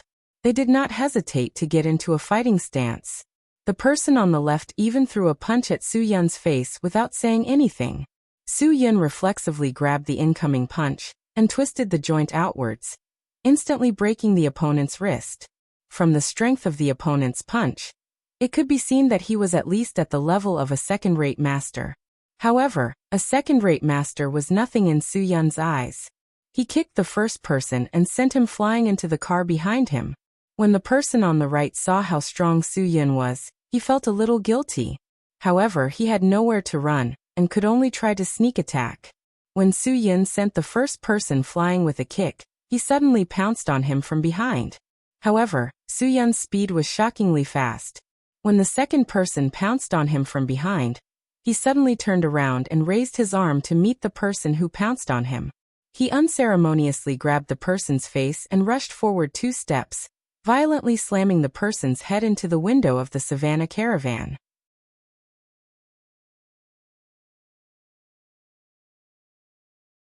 Chapter 591. No matter what kind of expert he was, his head was still made of flesh. The glass of the RV had been modified to be bulletproof, but Su Yun still brutally smashed the guy's head into pieces, and the guy immediately fainted. The other party finally realized how powerful Su Yun was. The guy who was sent flying by Su Yun quickly took out his phone to call for help. However, before this guy could even dial his number, his phone was kicked away by Su Yun. It fell far away to the side, and the screen and body were all smashed. Su Yun showed no mercy. He grabbed the man by the throat and lifted him up, asking coldly, "Which room did they eat in?" I don't know." That person still wanted to quibble, but he immediately felt Su Yun's strong fingers tighten around his neck. Originally, it was only difficult for him to speak, but now even breathing became more and more difficult. Su Yun didn't say anything. He just looked at the guy in front of him who couldn't breathe. Finally, that fellow understood that his fate was no longer in his own hands. If he continued to be in a deadlock, his neck would be ruthlessly snapped by the other party. Before he could open his mouth to speak, he had no choice but to tell the truth. Third floor, private room name. Shangri Chong. When he finished his last word, the manager of the hotel hurriedly rushed out after noticing that something was wrong. The moment the manager came out, Su Yun viciously smashed his head against the bulletproof glass of the limousine, just like what he did to the previous guy. Of course, this fellow also suffered the same fate. He directly fainted. Oh my God! Seeing this, the hotel lobby supervisor exclaimed, and wanted to run back to call the police. However, before he could run a few steps, Soo-Yun caught up with him and grabbed the back of his collar. The lobby supervisor's face instantly changed and he exclaimed, I didn't see anything. I really didn't see anything. I'm just a passerby. Soo-Yun didn't have time to talk nonsense with him. He went straight to the point.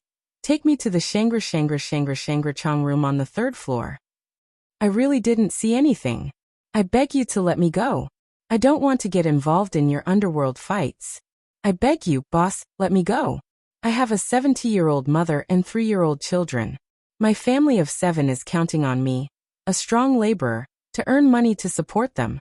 The hotel lobby manager complained as he begged.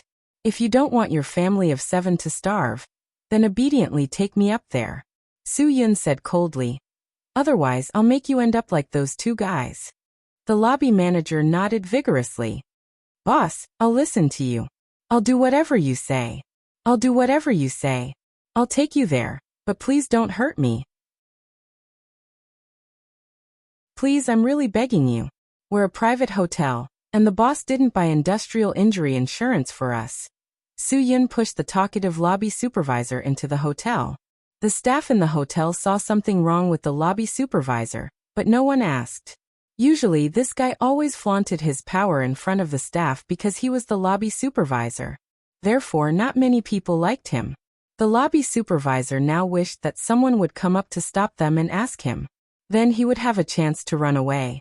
However, no one looked at him directly. They all did what they were supposed to do. This fiendish guy was standing right beside him. He didn't dare to open his mouth and say anything. He could only obediently lead the others up the stairs.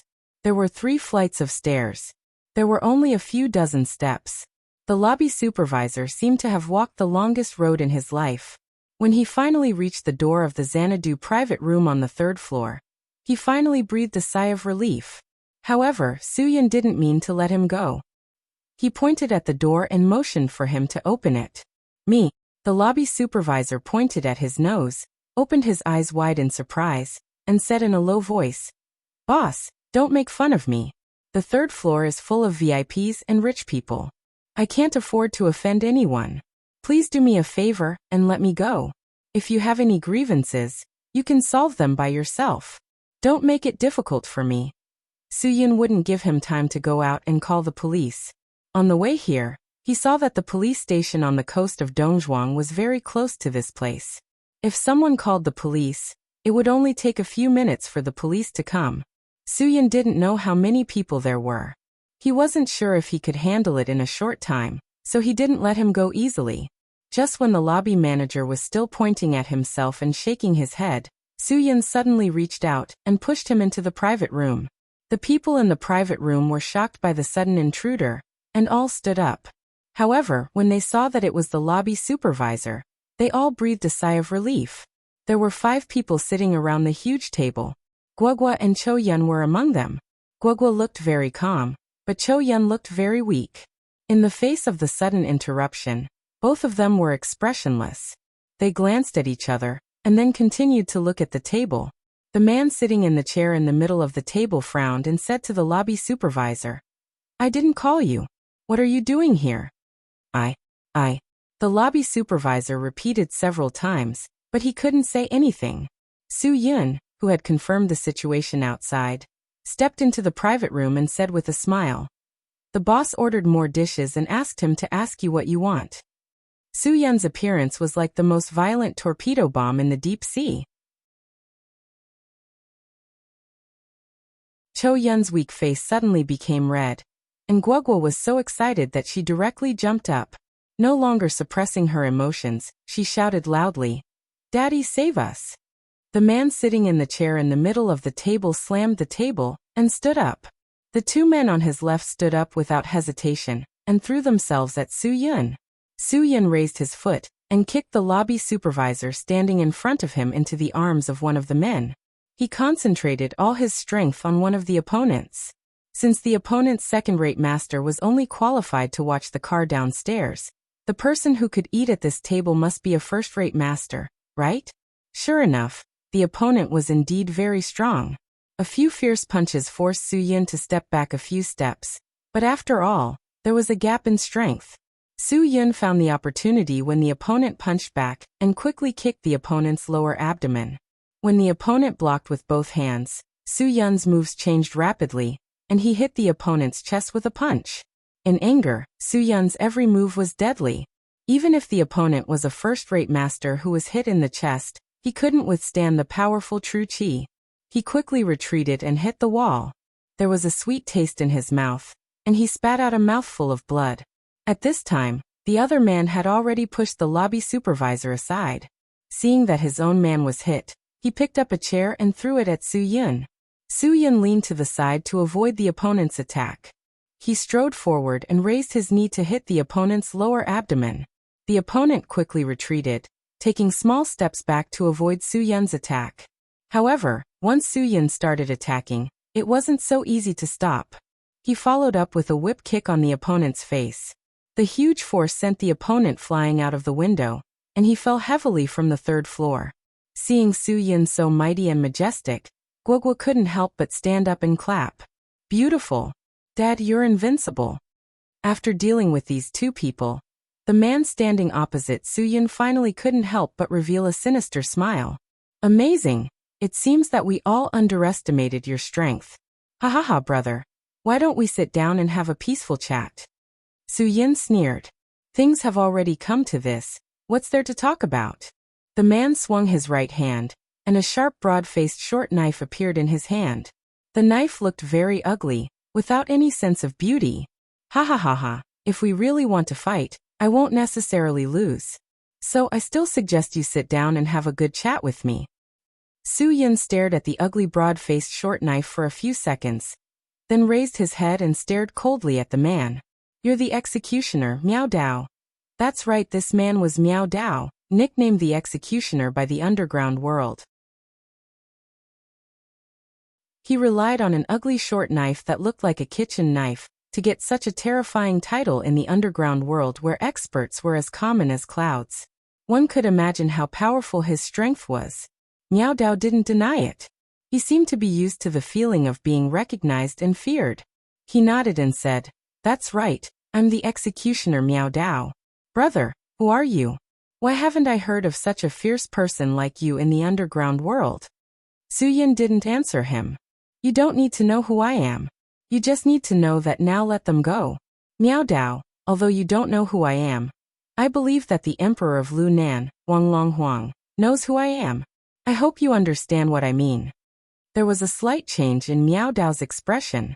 He looked up at Su Yun and said coldly, You actually know Wanglong Huang. Who the hell are you? Go ask your master. Su Yun snorted, turned around and wanted to take Guogua and Chou Yan away. But at this time, Miao Dao suddenly took out a remote control-like button device in his hand and said angrily to Su Yun, If you dare to take another step forward, then be careful of the bombs on them. Su Yun's footsteps froze on the spot. Guogua helplessly pointed to an unknown object on her wrist, and then pointed to the same unknown object on Chou Yun's wrist. The bracelet-like thing was locked and tightly attached to the wrist like a handcuff. It was impossible to remove it. Do you think I'm still Wanglong Huang's man? Ha ha ha, it seems that you really know too little. Miao Dao raised his head and laughed. I'm no longer in that damned place Lunan. Don't use Wanglong Huang to pressure me. Let me tell you, you'd better not force me. Although this wrist-type controlled bomb won't kill anyone, it can make them lose their arms. If you're willing to let these two beauties become disabled forever, then take them away. Su Yun's heart felt as if it was fiercely squeezed by someone's hand. At this moment he had an impulse to kill, but he soon realized that he had to be calm at this time. After quickly calming himself down, Su Yun took a deep breath. Then what do you want? Tell me, what do you want to let them go?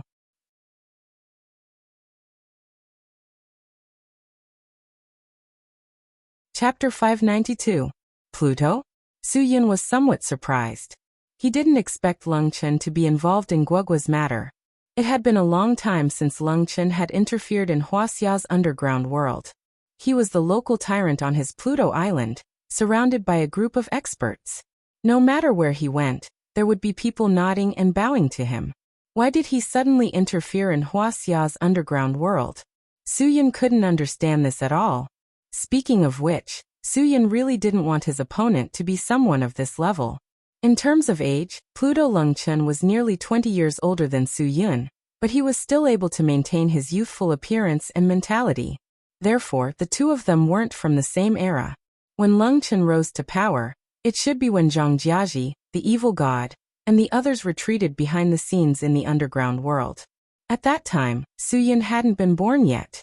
Now Lengchen had retreated behind the scenes, and was too lazy to fight for fame in the underground world. Moreover, his strength had far surpassed the level of super experts. But even so, cultivators yearned to be strong in their hearts. Moreover, cultivation was endless. This was a very simple logic that everyone knew. Therefore, even though Lengchen had left Huaxia's underground world, and was living a carefree life on the island he had bought, it was normal for him to be unable to hold himself back if he were to learn of a faster way to break through his mental state.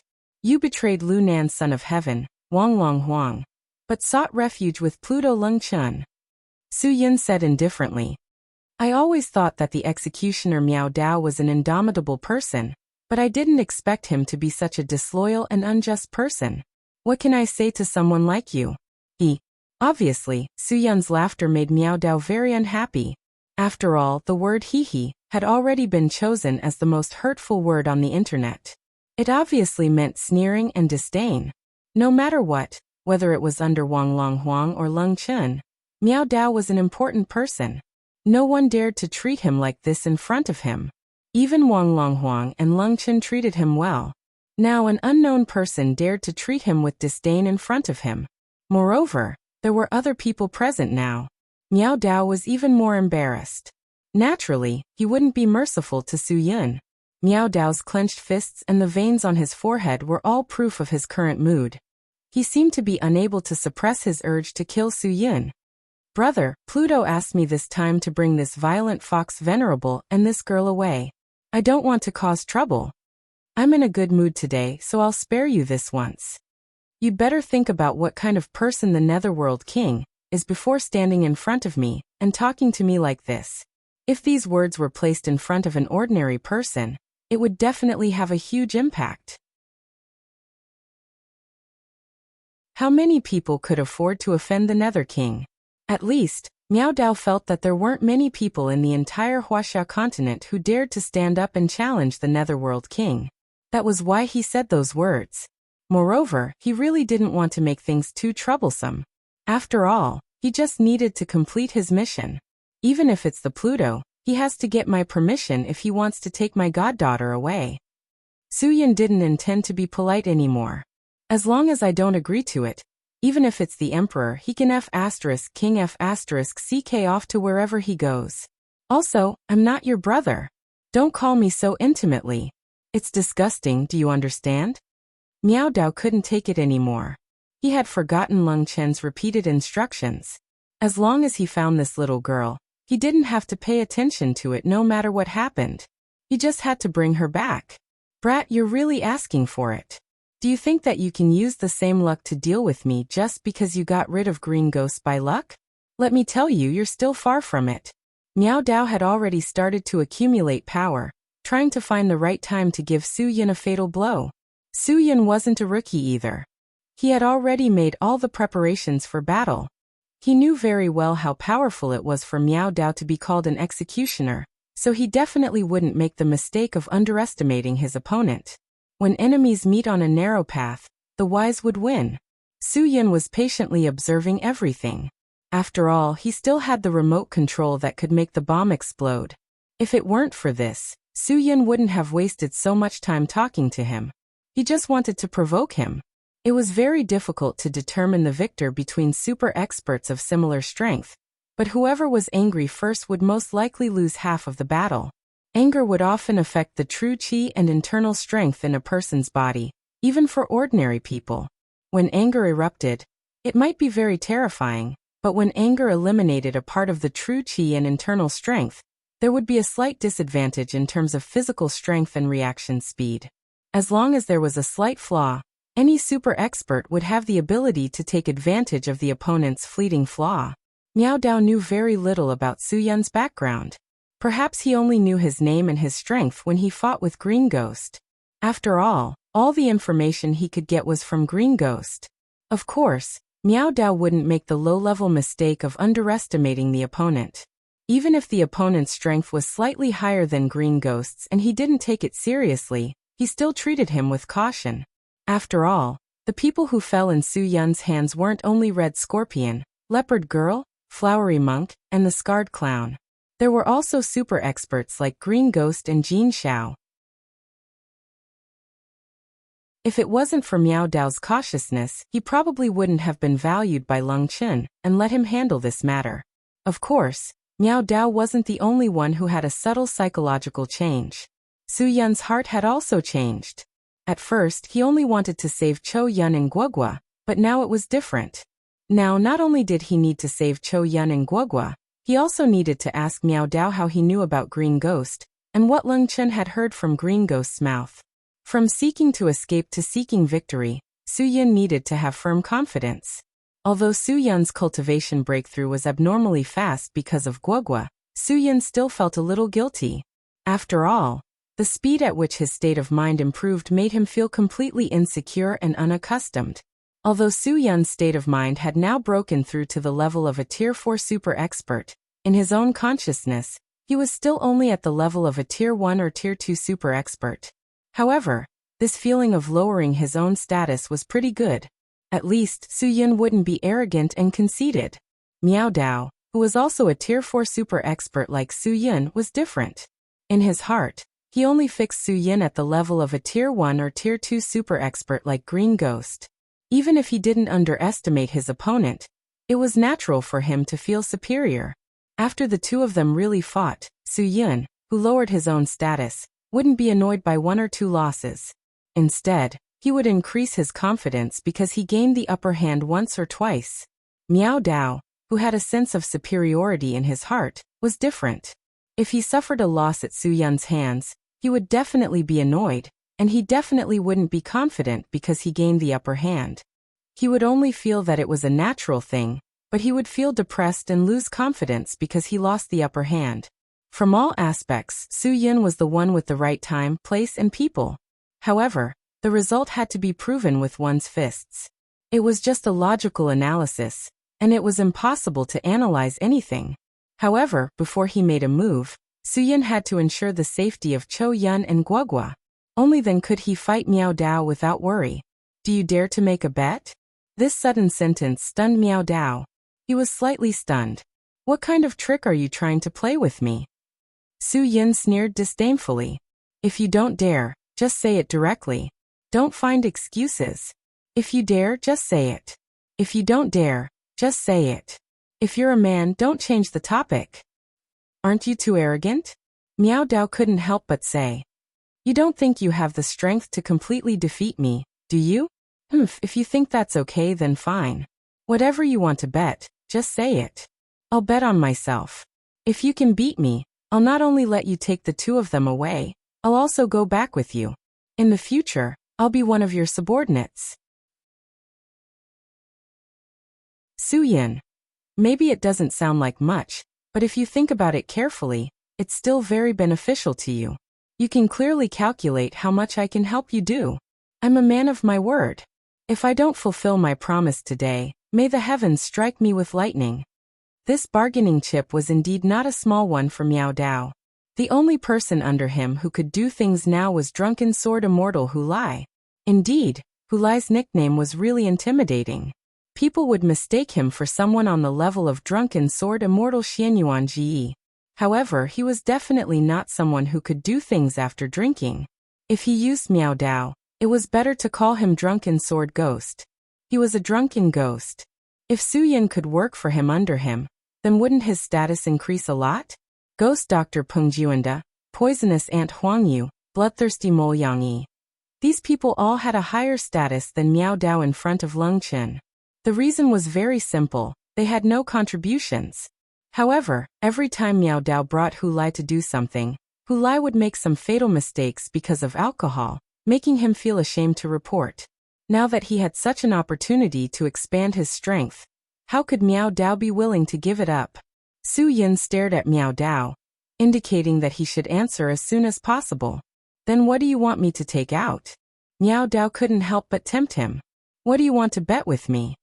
Bet on the remote control button of the bomb in your hand, Su Yin said directly. Miao Dao was slightly startled. You only want that? Yes. Su Yin still didn't hesitate. For Miao Dao, this was a sure-win deal. Even if he didn't bet, if the two of them fought and lost, he would still have to give it to him. Now he had an additional opportunity to make the other party work like a cow or a horse if he won. This wasn't just a little profit, it was simply a sure-win deal. For Miao Dao, this was indeed a good thing.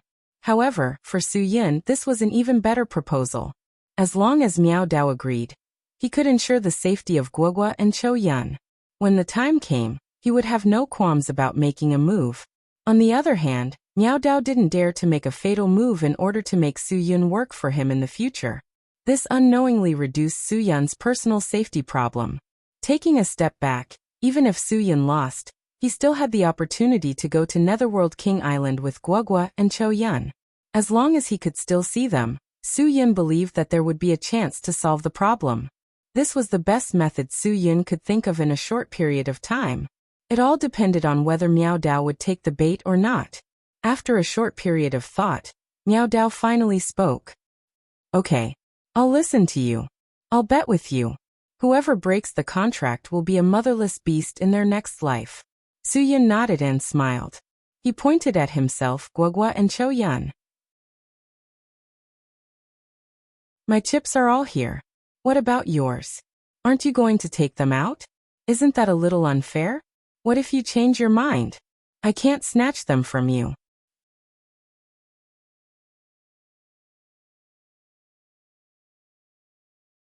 Chapter 593. Su Yin was naturally unwilling to fall behind when the other party attacked so powerfully. In a battle between experts, one could not lose anything but momentum. Losing momentum was equivalent to losing the person. As the old saying goes, don't fight for the mantu, fight for the breath. A person lives for the breath, a tree lives for the skin. Su Yin did not panic or lose his head in the face of Miao Dao's wide-faced short saber that was slicing directly at his face. He quickly retreated a few steps to avoid the wind from Miao Dao's wide blade that swept across his face. Since this was a private room, space was limited. After Su Yin retreated, there was a wall. He suddenly turned around and jumped up to kick the wall, using the rebound force of the wall to turn around and hook Miao Dao's wrist. Miao Dao did not panic. With a flip of his wrist, the blade once again stabbed at Su Yun's hooked foot. Su Yun could only withdraw his strength, lift the tip of his foot horizontally, and tap the surface of the saber to avoid Miao Dao's sweeping strike. After dodging the saber, Su Yun did not hesitate. Just as Miao Dao was about to pull back his saber to defend himself, he turned around and punched his chest. This punch directly explained that not only did the spear technique have the back thrust, but the fist technique also had the back thrust. Su Yun's punch was indeed too tricky. It caught Miao Dao off guard and made him break out in a cold sweat. He did not expect that this guy would actually dare to turn around and punch his saber. Miao Dao had to admit that his opponent was the most maverick he had ever seen among the super experts. All kinds of moves that he could not figure out had completely worn away Miao Dao's momentum of 100% victory at the beginning. Of course, this was only the beginning. Miao Dao was not an impatient child. Of course, he would not be unable to maintain his composure because of a momentary shock. Sometimes people treated the word composure as a joke. In fact, composure was definitely not a joke for people who practiced ancient martial arts. Composure was often the most important factor in determining the outcome of a protracted battle. Miao Dao first quickly retreated to avoid Su Yun's full force blow, while pondering how to quickly resolve the situation. However, Su Yun did not give him a chance to leave any flaws. However, just as the Miao Dao was hesitating, Su Yun attacked without any defense. Every move was aimed at a vital point. At this moment, Su Yun seemed to have no intention of defending himself at all. He was full of loopholes, and if the Miao Dao attacked any of his flaws, it could take his life. He had heard of Miao Dao attacks where the enemy suffered 800 casualties to kill 1,000, But he had never heard of one where the enemy suffered 1,000 casualties to kill 800. And now Su Yun was one of them. Every move he made was aimed at the vital points of the Miaodao, and the flaws he left behind for the Miaodao were also fatal flaws. As long as the Miaodao seized the opportunity to attack, it could easily kill Su Yun. If he defended a little, although he would be injured, he could protect himself. If this wasn't a tactic of sacrificing 1,000 to kill the enemy, then what was it? For a moment, the Miaodao could not understand, but when he was about to attack Su Yun's weak point, he suddenly understood the reason.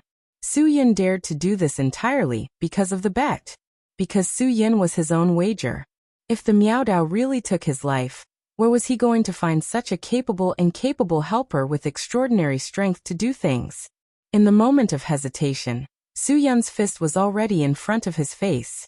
The Miaodao panicked and could only use the blade to block. Due to Su Yun's fist being too hard, the Miaodao's palm went numb from the shock, and the broad-faced short blade in his hand almost fell to the ground. This thing could be said to be his Miao family's heirloom. If the person was there, the blade would be there. If the blade was knocked away, then there was no need to compete with the other party. He could just admit defeat and run. This was a matter of face. If he lost face, how could he survive in society? Thinking of this, the wide-faced short blade in Miaodao's hand was tightly gripped by her. First, after standing firm, she raised her foot and kicked at Su Yun, forcing Su Yun to retreat quickly. At this time, Miaodao was able to raise her blade again. In the face of the Miaodao's sharp blade technique, Su Yun had to admit that the other party's strength was indeed extraordinary.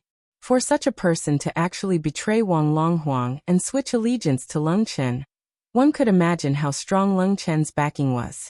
Most people would treat this kind of expert with sincerity. It was no wonder that Wang Longhuang was so angry after learning of the Miaodao's betrayal. Most people probably would not accept a person you treated with integrity betraying you. Even someone that Wang Longhuang wanted to get rid of could still live freely. It seemed that Leng Chen was even more difficult to deal with. Miaodao did not expect Su Yun to be able to persist in the face of his 3 axes without falling into a disadvantageous position. Moreover, to a certain extent, he had gained an advantage. This was naturally intolerable to Miaodao. He angrily rebuked Su Yun. "This is called cheating. Don't think that I won't dare to kill you just because I want to win your bet. Let me tell you, I'd rather destroy what I can't get than let anyone else get it. If you want to rely on this fluke mentality to try to win against me, then you're too naive. You're thinking too much. I'm just doing things according to my method. Instead, you're the one who's afraid. When the time comes, don't act shamelessly and say that I won with an unfair advantage." Su Yun continued to provoke Miaodao's nerves. At this time, the more the other party was unable to make a clear judgment, the more the other party did not know what to do. On the contrary, if he did not make the other party's head dizzy, he might really make up his mind to fight to the death.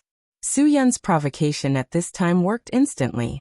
Miaodao did not believe that he could not completely take down Su Yun. This mentality was something he learned when he was with Wang Longhuang. Wang Longhuang liked to play with falcons. He had many falcons.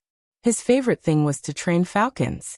Therefore, he would often say that he did not believe that there were falcons in the world that could not be tamed. The principle was the same. There were times when falcons could not withstand their own spiritual power. There were times when humans could not. At this time, once you instilled other thoughts, they would become an extremist who could not think for themselves. Su Yun was now a wild falcon in Miaodao's eyes. He had to use all kinds of methods and means to tame Su Yun, and make Su Yun his right-hand man. Miaodao had to train Su Yun the same way he trained falcons, and let Su Yun know that he was an accessory in his hands. "Do you think I'll really be defeated by you because I don't dare to make a move?" Miaodao sneered. "Then you can try. Let's see who will be the first to lie on the ground." Speaking of ruthlessness, Miaodao could not help but raise his sword again in an offensive posture. At this time, Guoguo proudly held the remote control button of the bomb in her hand and laughed. "Dad, I've done it. It's already in my pocket." Miaodao turned around and was shocked. He used the relationship between Guoguo and Chou Yun to control their words and actions with the remote control bomb. This was the only way to make them obediently submit for the sake of each other's safety. If Guogua did not have such a high-tech bomb on her, Cho Yun would not hesitate to solve the problem even if she had to lose an arm. Guogua was the same. In order to ensure that Cho Yun would not be seriously hurt by this thing, she did not dare to blindly think about all the tricks she had up her sleeves. She was afraid that the other party would see through her tricks and harm Cho Yun. Miao Dao accurately grasped the two's thoughts, which was why Guogua obediently submitted, and even spoke so politely to the security guard at the school gate. She only left behind her tricks in this detail. This was because ever since the day Guogua acknowledged Su Yun as her dad, she believed that her dad could solve everything. Guogua's IQ was very high, and her deduction ability was even better than that of the average adult. In such an urgent moment, even Cho Yun did not think of how to leave clues for Su Yun. Guogua had already considered that Su Yun would most likely come to the school, and the first person to come into contact with him would definitely be the security guard. That was why Guogua revealed the information of her being taken away to the security guard through chatting. This way, Su Yun would not lose any clues when he came here. Moreover, the security guard would not arouse Miao Dao's suspicion. Instead, it would make Miao Dao feel that Guogua had completely given up and said her final goodbye to him. To be able to have such meticulous thoughts at this age, who else could it be other than Guogua? If Su Yun had not suddenly rushed in, Guogua would have been thinking about how to leave a deep impression when she saw the lobby supervisor.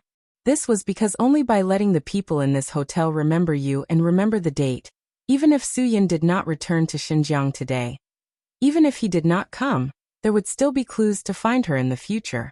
When Guogua was thinking about things, she even thought about a lot of things.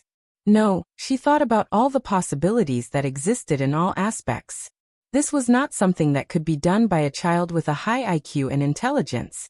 Guogua was not only high in IQ, but also in EQ and all kinds of IQ. She was an existence that was different from ordinary children. This did not mean that she was precocious, but it represented a kind of self-reliance that was too exaggerated. Perhaps she lost her parents too early. Her grandfather Feng Qiansui was miserably reshuffled by villains, and she wandered all the way with Cho Yun. Later, Cho Yun left her alone in Hudong City in order to lure away the pursuers. All of these forced Guogua's self-reliance to come too early. In fact, Su Yun did not want Guogua to be like this. Once she was determined to be independent, Guogua would lose a lot of her innocence. Living in this state, it was difficult for her to maintain a childlike heart. She would consider problems in an adult way too early. For children, although this was surprising and amazing, it was not necessarily a good thing. Perhaps many people hoped that they could have such a child with a high IQ, EQ, and all other aspects, who could be independent at a young age and become an adult. Then they could go to Yenjing University, Huaqing University, and other top Huaxia schools. But Su Yun did not think so. Instead, he hoped that Guogua could have more of a child's innocence and play without any scruples. However, it might not be that easy for Guogua to do this. It was not that simple. Su Yun had to get rid of all the people who prevented Guogua from having a child's innocence. Only then could he give Guogua the environment that a child should have. Thinking of this, Su Yun, who had been holding back all this time, suddenly erupted with a powerful force in his body. This force made him attack Miao Dao again without hesitation. Seeing Su Yun's aggressive approach, Miao Dao felt a wave of apprehension in his heart. Qiuaqiu had already distracted him by snatching away the bomb remote control. And Su Yun's momentum this time was definitely different from before. It actually made Miao Dao, who was also a super expert like Su Yun, feel an inexplicably powerful pressure. For Miao Dao, this kind of pressure was definitely not good.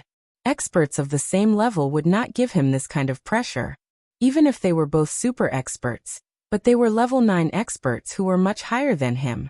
Even if they could easily defeat him, they would not be able to give him this kind of spiritual pressure. You're tuning in to the Earbook Haven YouTube channel. Don't forget to subscribe and join us on this journey to catch the most captivating stories.